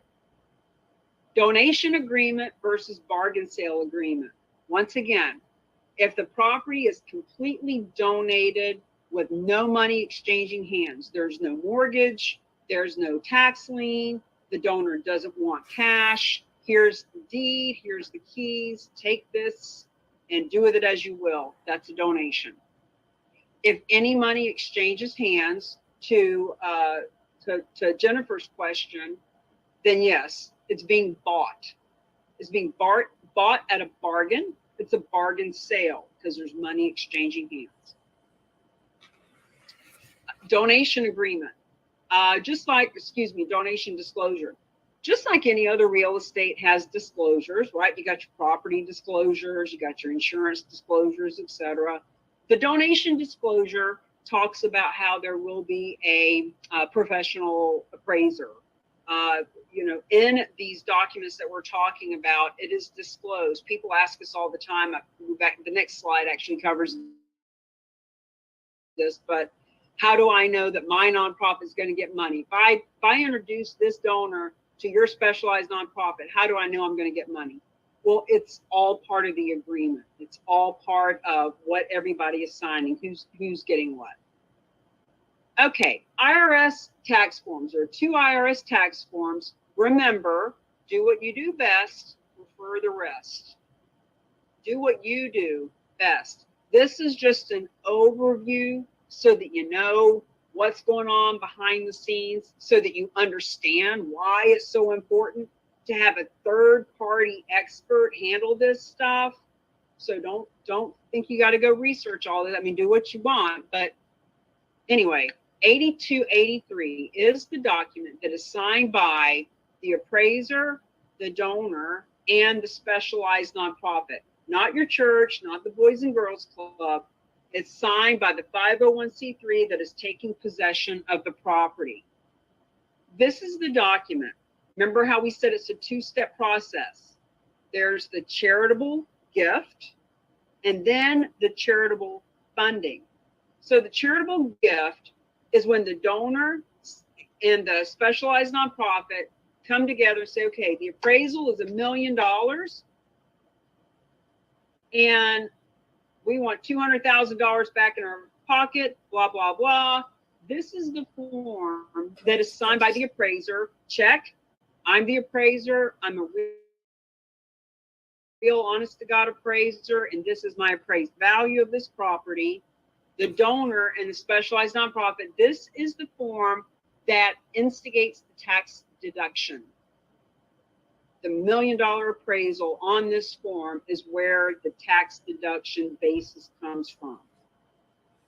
This form, 8282, is only signed by the specialized nonprofit when they sell the property because it's a check and balance. IRS got 8283 that says it's worth $1 million. Now they're getting 8282 that shows the actual HUD statement. We got $952,441. Check and balance. Make sure that it's all equaling out. Listing agreements, purchase and sales. I think of this kind of like if it was a REO property or a relocation assignment. If it's that third party, like in the 1031 tax exchange, etc. It's the same listing agreements and purchase and sales. It's just now being signed by the specialized nonprofit. Donation bargain sale agreements. Here's the question. How do we know that our nonprofit will receive the proceeds? These documents have all the details about how much equity proceeds are expected, what nonprofits will be receiving what amounts and percentages. So if it's $1 million property and after the mortgage and expenses, it looks like there's going to be $500,000 in equity. It's going to say in clause section 18, 20% of this is going to the church. 23% is going to the Boys and Girls Club. 3% is going to Realty Gift Fund. So in other words, it's all outlined right there. Okay. Do what you do best, refer the rest. I am not a CPA. I am not a financial advisor. I am just a really big vision entrepreneur with a lot of real estate background and a lot of social responsibility background, coming to show you this is what it looks like to compare a conventional sale to a donation. Okay. Now you'll notice here on the far left, we have the depreciation schedule, which means this is where we are getting our numbers from. In this example, this is what we are saying about this particular property. This is where we're getting these numbers. Okay. So conventional sale versus donation. This is a $4.5 million example. On the left-hand side, you'll see that with a conventional sale, not only are there capital gains tax, but there's depreciation recapture tax. Talk to a financial advisor or a CPA about this. But this is showing you that right there, there's $900,000 that's going to the government, period. But over here, because the property is being donated, the full appraised value is the basis of the tax deduction. Therefore, there is no capital gains and there is no recapture of depreciation. So there's that. Cash benefit to the nonprofit. Because that $900,000 went to the government, now the cash benefit to the nonprofit is $3.3 million versus over here, when that money didn't go to the government, the nonprofit got $4.2 million, 26% increase.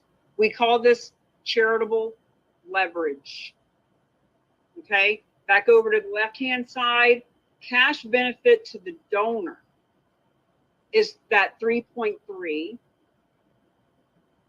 versus over on the right-hand side, the cash benefit to the donor is the 4.5, meaning on the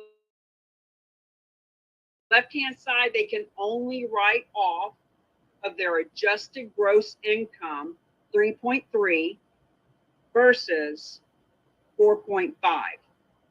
So you see the tax that they would be benefiting from in each example. So the total cash benefit on the left-hand side for a traditional sale after Uncle Sam gets their piece is $4.8 million. The total cash benefit on the right-hand side, because not only did Uncle Sam not get all that tax money to them from the sale, the donor was also able to write off of their adjusted gross income that much more. That's why the cash benefit, when it's a donation, is $6.2 million, 29% increase, charitable leverage. I'm going to stay on this for just a second. If anyone has a basic question, I'm happy to help you. But what I've shared with you is about what I know. And it just goes to show, don't try to explain this stuff to your donor or your client. That's what financial advisors are for. That's what the specialized nonprofit is for. And that is why we love to partner with financial advisors, because when we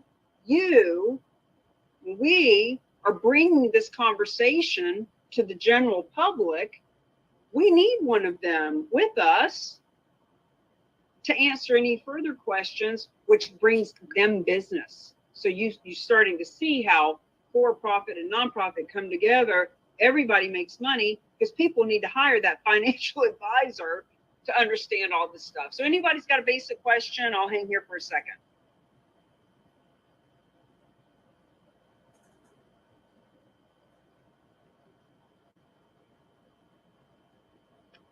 Awesome. Clearly, you all know that is not my forte. It is just an overview. Okay. This is, if you go to, and I'm sure Alan's already got it ready to go in the chat, therock.com/property evaluation. This is a basic property evaluation and the questions that the potential donor would answer. The first question is, what is the donor's goal? Why do you want to donate? What's in it for you? Why is this important to you? And this is important. We want to know that, look, donations of real estate don't happen through an email or through a Facebook ad. They happen through human interaction, through nonprofits talking to their donors, through financial advisors talking to their clients. So this is a human interaction thing. What are the donor's goals? First and foremost important. Second of all, we're going to learn a little bit about the property. And when we see that the property has equity and appears to be marketable on the surface, at least without taking our time to go do due diligence yet, then we're going to put everybody in touch with the specialized nonprofit. This is what we call the roadmap.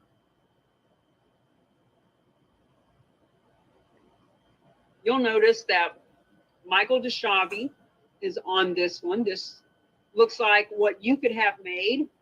If you're the realtor, you might want to have your information put there at number 3. If you're the nonprofit, you might want to have your information put there at number 4. I'm going to go through this with you, and then we're going to be at the end of this section. And we're going to have a little Q&A. The reason I'm going through this with you is to show you how simple of a basic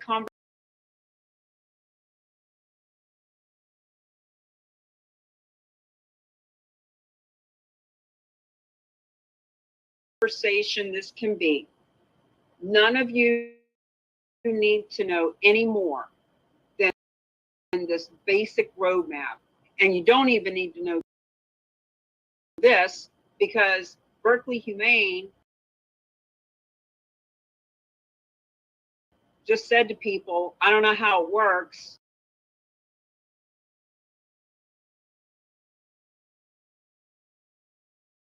but it does. Has anybody got any real estate? And somebody did.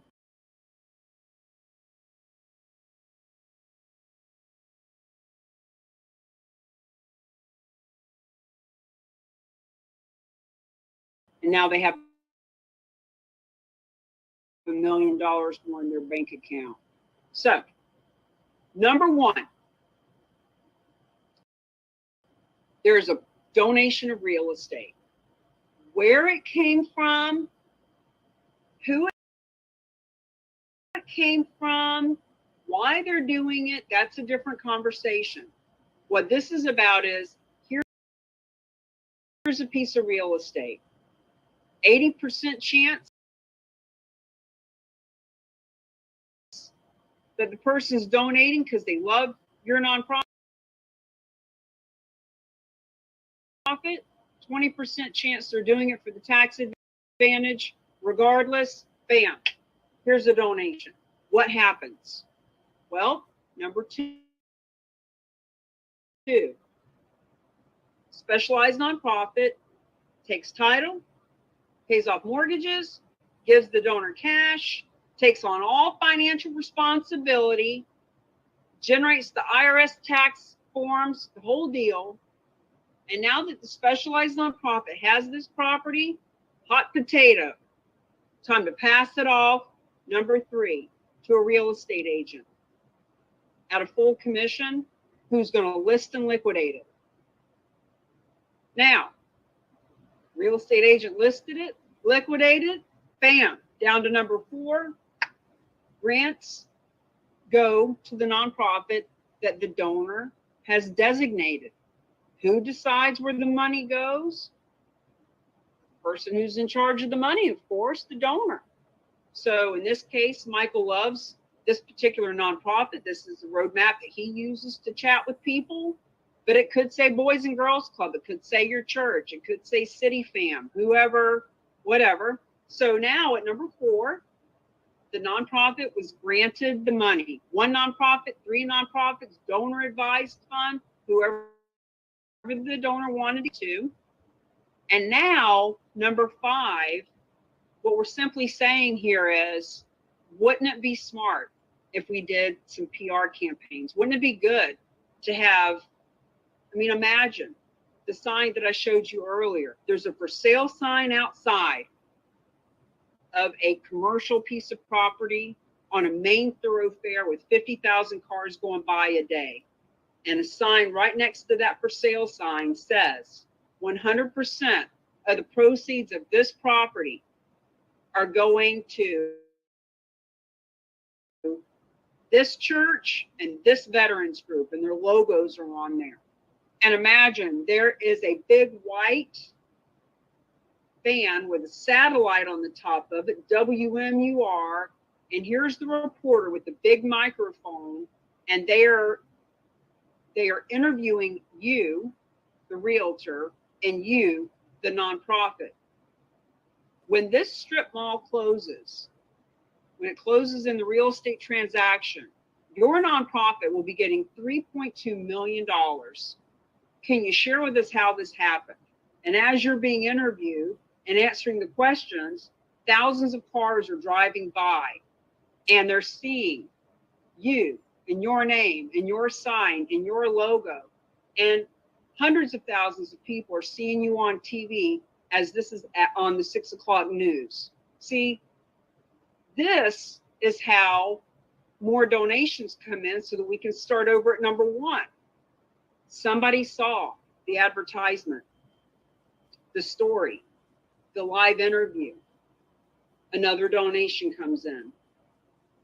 As that donation comes in, number 2, specialized nonprofit, pays off mortgages, gives donor cash if they want it, takes title, takes all financial responsibility. Now that they have this marketable piece of property with equity, they list it at number 3 with a charitable real estate specialist at a full commission, who then sells it so that number 4, the nonprofit world gets funded by grants from that specialized nonprofit that they didn't have to apply for. And number 5, we've just let the world know that it happened so that it can happen again. That's how we use the roadmap. So I know that was a lot of information. We've talked about breaking this down into 2 or 3 different classes. But ultimately, getting together and doing it and then having you come back again and again seems to be the best. Question?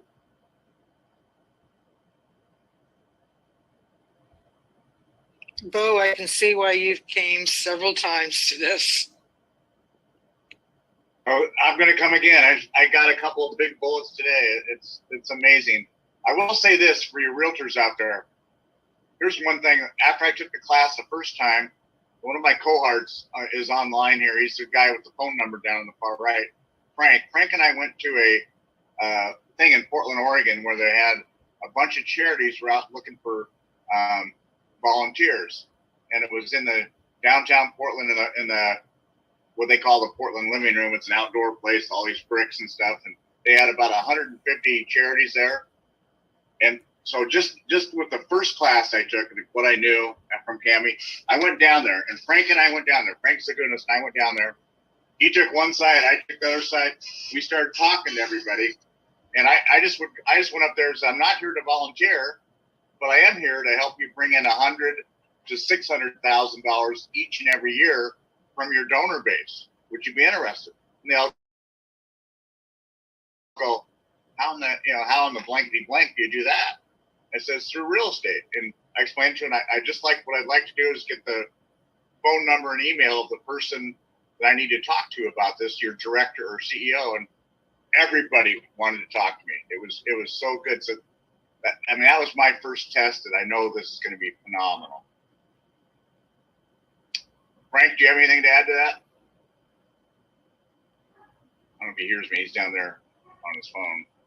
Anyway, that's my first blush into this. It's going to be amazing. It's, I have sold over 650 million in real estate, and I'm going to say my next couple $100 million are going to come from this avenue. I love it. Thank you, Cammie, and thank you, Alan. Thank you, Bo. Thank you for bringing the longevity of real estate, and how, I remember when I very first learned about this, and I'm just Googling all kinds of stuff. And I thought, I'd like to have a woman who's really successful in real estate that can be a mentor to me with this, that I can learn from and grow with. So I Googled who are the most successful women in real estate. And Dottie Herman was one that came up in my search. She's in New York City. She, owns some big real estate franchise. Anyway, I saw that she had a radio show.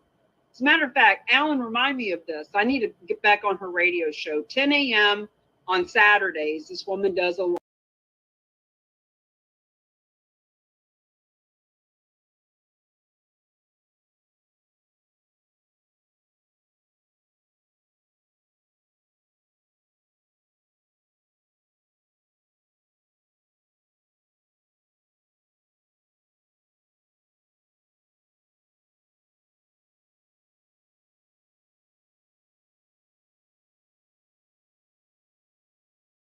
as per Google in real estate. Of course, she'd never heard of it either. So the point is that the people around you don't know.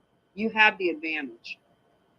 Question, comment, concern? If not, we'll take just a 2-minute potty break, and we'll come back and we'll finish up. We'll let you guys know what's next. Go ahead, Bo. Well, one more thing is one of Alan's favorite things to say. Remember, folks, people have, wealth in the United States, 3% is held in cash, 43% is in real estate. So, how hard is it going to be to pry 3% of their cash away from them? How hard is it going to be to pry somebody that owns multiple properties? They probably have one property that they like to start, they want to start peeling off and getting the tax benefits from. What a system. I'm still kind of I've got every designation you can take. I'm a CCIM, CRS, CRB. I've done them all. And this is the best stuff I've ever seen. Thank you. Thank you. Thank you for that. See, it was people, every one of you on here. I saw you, I knew you, I felt you. When I saw this, I said, holy cow, how is it we don't know? And it's been my life's mission for the last 3 years. Every penny, every blood, sweat, and tears has gone into this just to have people like you, Bo, John, Jeff, Rita, Jennifer, all of you, just have you show up. All right, let's take a quick potty break, like 2-3 minutes, and we'll come back and finish up, and we'll simply let you know what's next. What's next? What do you want to do with this? We'll be right back.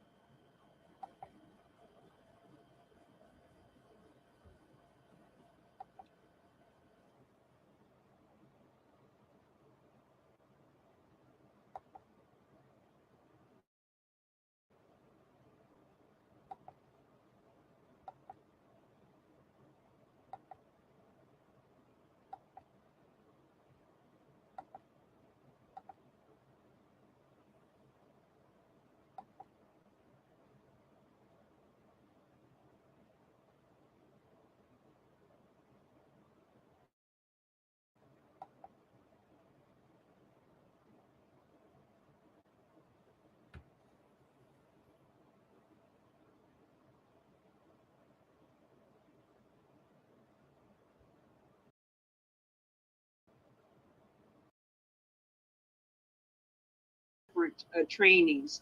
Okay.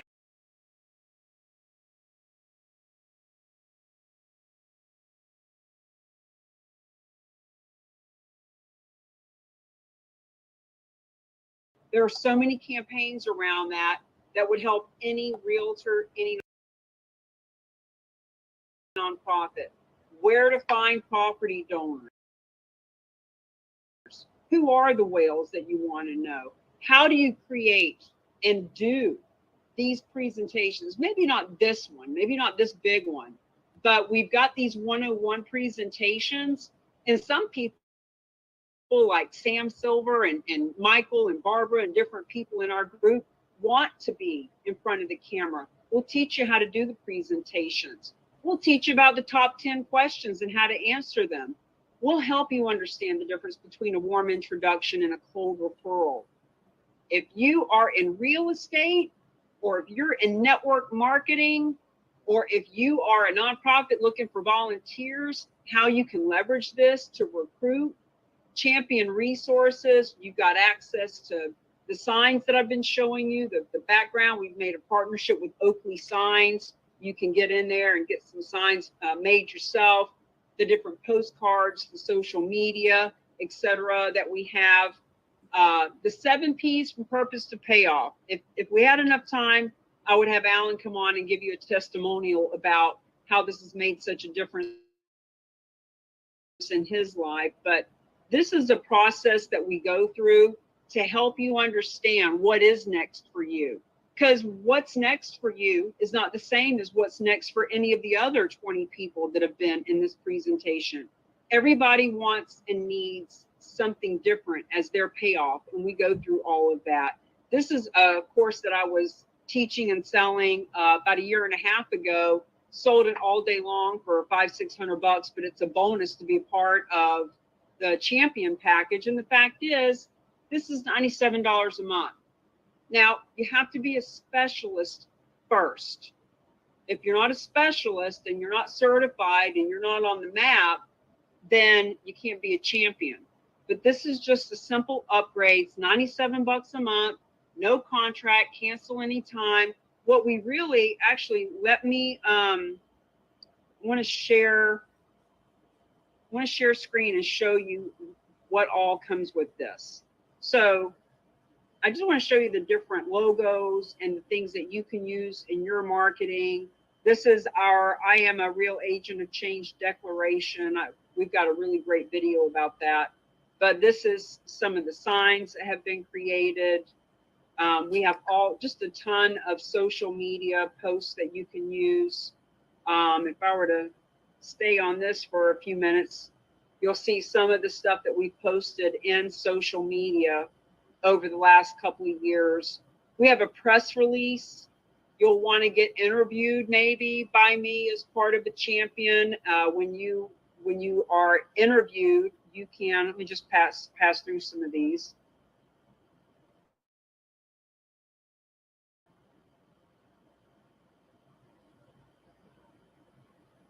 I love that one. Now listing real estate for real change. So look, see, some of these are really dramatic and emotional. And we don't expect all of you are going to use all of these. But these are just generic, from human trafficking and veterans and homelessness to fun puppy stuff. Like, there's all kinds of stuff in here. It's up to you as to how you want to promote this. These are the roadmaps that I talked about. These are some different postcards that we've created, that we've used in different ways and places. These are some different social media banners that you can use. Matter of fact, Sam Silver makes tons of social media. Sam, we need to have you add some stuff in here. Just all this fun stuff. It goes on and on and on. If you go to therock.com/store, you'll see that the MasterClass online course that I told you about is here. Don't worry about that. It comes with your package as a specialist. What you want to do is you want to click here on the specialist, so that you can see all this about the map and the office hours and all that. When you click on I'm ready to take action, that's where you do the $400 annual certification. And then you also can go down to the champion.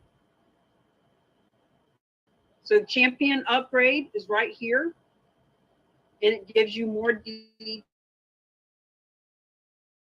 detail about all that is included. So now let me get back to the rest of the story, and I'll open it up for any questions. So if you want to do the champion for $97 a month, fabulous. Some people want to do the $9.97 for the year because not only do you get 2 months for free that way, but you also get these bonuses. So we have therock.com/your name. And I need to actually pull one of those up and show it to you. But anyway, on your page, therock.com/Alan Biles. As a matter of fact, Alan, if you want to put yours in, they can go look at that. We will update your bio to make it professional and look nice, like it does on his.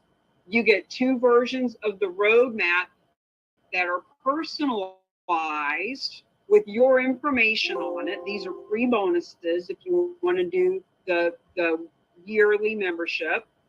You will get this post to help promote your interview with me. So remember all those interviews I showed on the YouTube channel? We've got 60 or 70 of them there.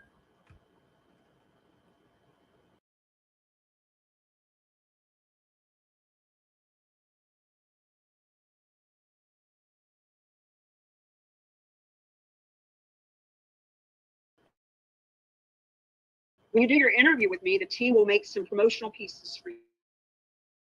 We will give you a personalized Zoom background.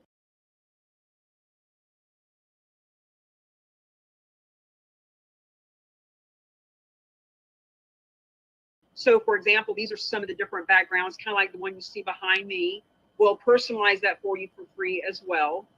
You'll also get an autographed copy of the book from me mailed directly to you. That's a $30 value. And then you'll also get a 30-minute one-on-one strategy session with me that we'll set up immediately, so that while this is fresh in your mind, what is next for you? What do you want to do with this? What videos should you watch next? That's another bonus. And once again, these bonuses, oh, and the cause marketing campaign.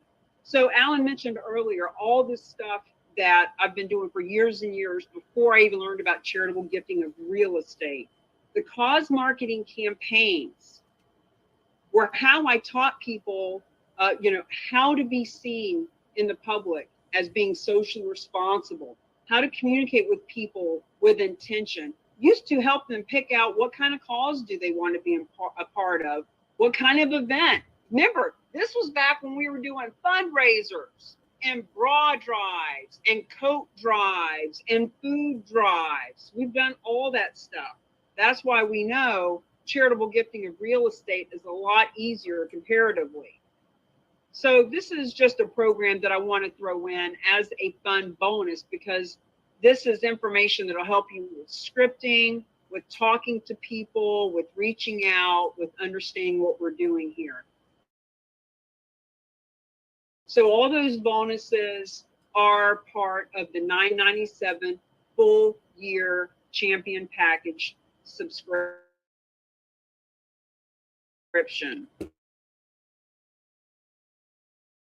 So questions, comments, anything I can assist you with? Alan, is there anything that I forgot or left out? Yeah, I see you've got your page there. Good. No, you're tight. You're complete.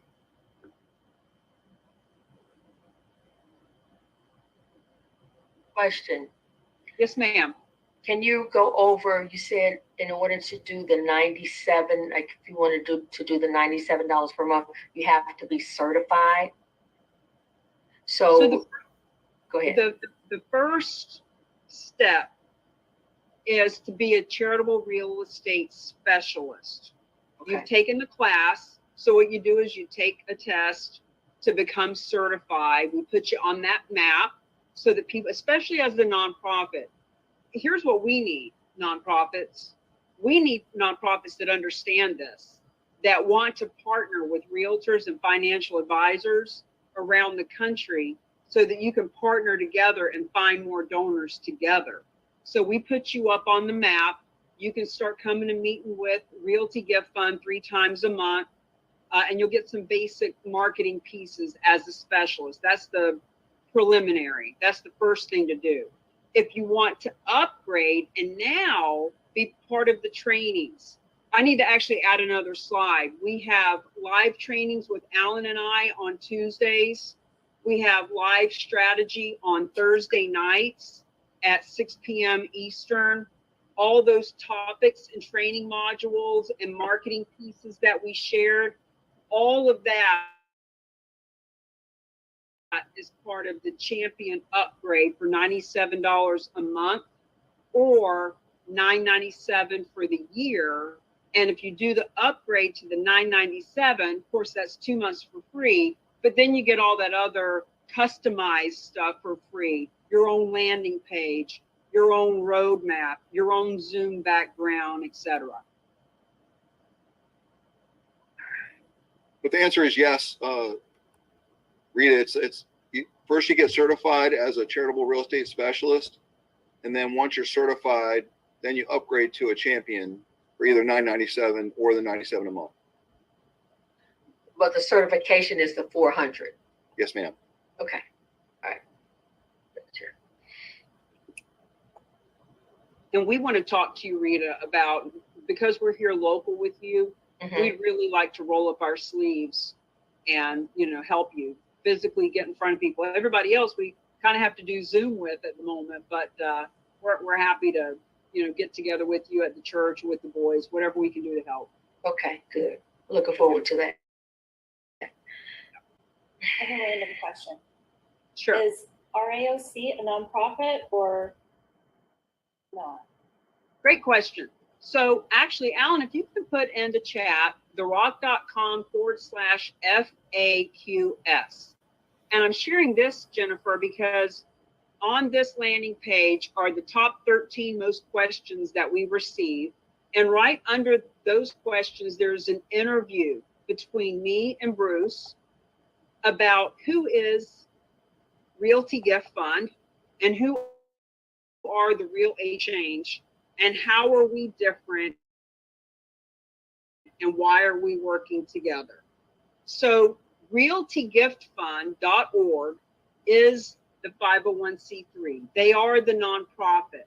They are the reason why when the donor donates the real estate, they are donating to a 501c3, which is why they get their tax incentive. The Real Agents of Change, The Rock, we are not a 501c3. We are the marketing arm. We are the big mouth. We are the people who are saying, hey, nonprofits, realtors, financial advisors, community leaders, there's a better way. Let's work together to find gifts of real estate that the 501c3 Realty Gift Fund can handle. They can do all the dirty work. We're just letting people know this is where you come. Here's some marketing stuff. Here's some trainings and strategy and scripts to help you do it. Does that help? Yeah, totally.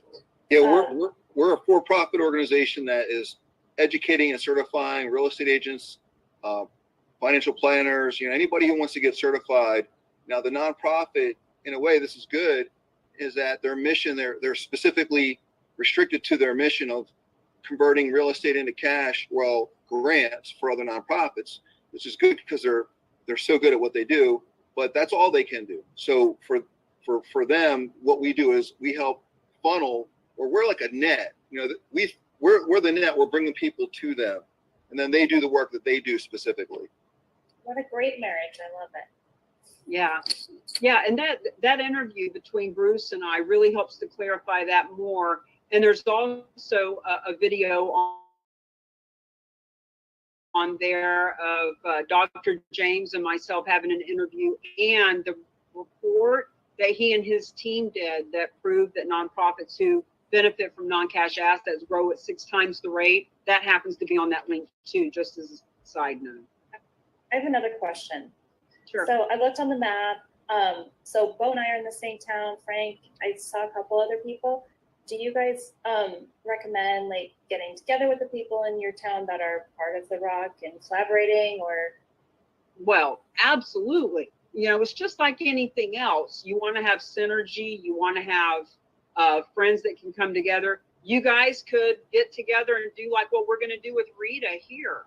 You could get together and have gatherings. As a matter of fact, as an example, there's a place here in Sarasota called Rise and Nice. It's a coffee shop that's actually run by a guy whose grandmother created Special Olympics. And this place is a nonprofit, and they employ 35 different people with learning disabilities, challenges, right, to work there. We are talking to him about what if you want to bring more feet through the door. You're a nonprofit. You want to help shine a light on these wonderful people that are working here, that they're such a big piece of the community. What if on Monday, we did a 30-minute overview for all the nonprofits in the area to come here, buy your coffee, experience your employees, which is all he's all about, and we teach the nonprofits how to get funded on Monday. And what if on Wednesday, we invite all the realtors down? Because there's about 5,000 realtors in a 4-block radius of where he's at. What if we invite them all down to learn how they can make money making a difference, how they can get paid a full commission to do this? And what if on Fridays, we invite the donors to come down and learn how they can get a tax incentive before the end of the year? So I bring that up, Jennifer, because if you're in an area where there's others that are doing this, the more the merrier. Imagine if you did something like that. You partnered up with people, and maybe you want to teach the nonprofits, and maybe Bo wants to get in front of all the realtors, and maybe Frank would love to talk to the donors. Do you see what I mean? There's such a synergy and collaboration. Mm-hmm. Awesome. Go, let's get together. Hey, Tammy, can I understand if no, but excuse me. I asked Alan if I can promote our 4 o'clock meeting to this group. Is that okay? If Yeah, not, yeah, for sure. Actually, it's if you're talking about the 3 p.m. on Thursday. no, I'm talking about the Silveris 4 o'clock meeting. Oh, 7 o'clock your time. oh, yeah, sure. Yeah, you can. No, if not, no problem. But I would especially like to invite the realtors that are here to come to this meeting. It's at www.silveris.com, and and you'll see a link in there that says join the meeting. And we do it every Tuesday and every Thursday at 4 o'clock West Coast time, 7 o'clock East Coast time. Then Saturdays we do it at 10 o'clock a.m. West Coast and 1 o'clock p.m. East Coast. But it's Silveris is the name of it. And we have Silveris means solutions. And one of the excuse me. One of the solutions that we have is Cammie's program. And we've got a lot of energy going on with that. Jeff is one of our members. You've heard him talk, one of our officers of the corporation. We're helping people right and left and right and up and down and all over the place. So I'd really like to have you guys, Sam, Jennifer, Rita, George, Francis has already been there quite a few times. Jane's been there quite a few times, and they're our members. So I would love to have you take a look at that too. And we're hand in hand with what Cammie's doing. Awesome. I'll take a look. I might not be able to make it today, but another time for sure. No problem. Okay, friends, it is 2:34. Let me put my cell phone number in the chat. Hey, Cammie. Yep. I'm been changing my background occasionally so people could see kind of the stuff that Daniel puts together for us. Okay. This one right now, let me get myself out of the picture. That's the roadmap to the gifts of real estate. And I've been Thank you.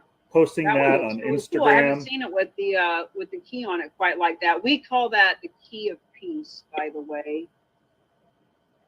So that was put together by Danielle and Cami and the whole team. I like this one. There's another one I like that has the actual house at the top, which is really cool. I switch it off. When I go to Zooms, I have this as my background. I'll do this as my background. So you know what? Someone could say, hey, what is that about? What are you talking about? What don't I know? So I just like to share that. That's a great background.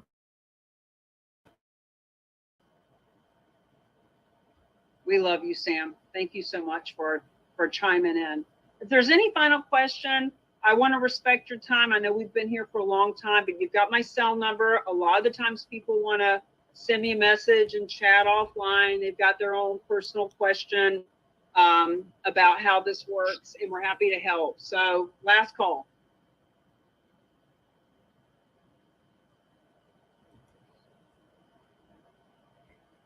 All right, just as a reminder, the Charitable Real Estate MasterClass, what you just attended, is currently being held on the first and the third Tuesday of the month at 11 a.m. Eastern.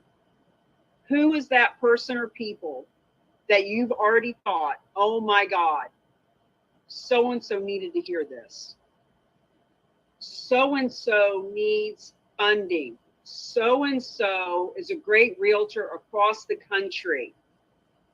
So-and-so owns a lot of property. So-and-so loves our church so much. Maybe they would. You don't know. Feel free to invite them. This is not going to be free forever. There's going to come a point where we are having you become a certified charitable real estate specialist, and this will be a part of your course. We've been doing it for free for a couple of years because we want to educate. We want you to understand how this works. But we're going to be changing our business model soon. So bring people as soon as you can if you want them to come for free. Also on Wednesdays at noon, Alan does a Q&A. So if you go to therock.com/101, there are 4 videos there. One for realtors, how you make money with this. How do you make money with this? One is for nonprofits, one is for donors, and one is around social responsibility. How do you make money making a difference?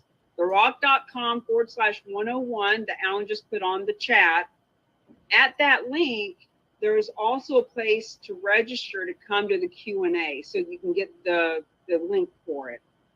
You can sit in on that. I think Jennifer came to that last week. You can come you can bring someone, you can send a nonprofit or a realtor, whatever. And you're going to have a lot of questions. There's a lot of stuff that, as you're stewing on this, you're going to think, oh, I should have asked this, or oh, I should have asked that. Either reach out to us personally or show up on the weekly Q&A on Wednesday at noon Eastern time. And that's what we're here for. We're here to support and help develop you into a place where all these questions are going to be answered by you. You're going to be like, oh, I got that. It just takes a little time. This is a big deal. Thank you, Alan. Joe, I see that you're unmuted. Did you have a question?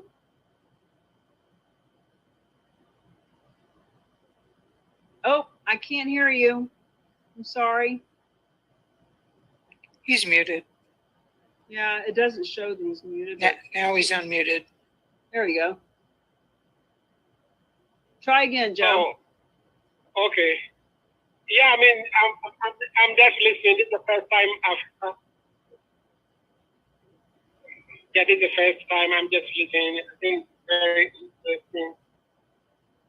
I'll contact you through your website. Okay. Look forward to hearing from you.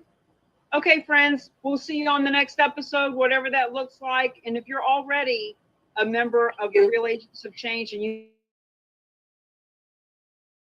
haven't had an interview with me yet, let's get that taken care of. Bo, Frank, let's get you guys, Jeff, let's get you interviewed so you have something to bring out and promote to the world if you like.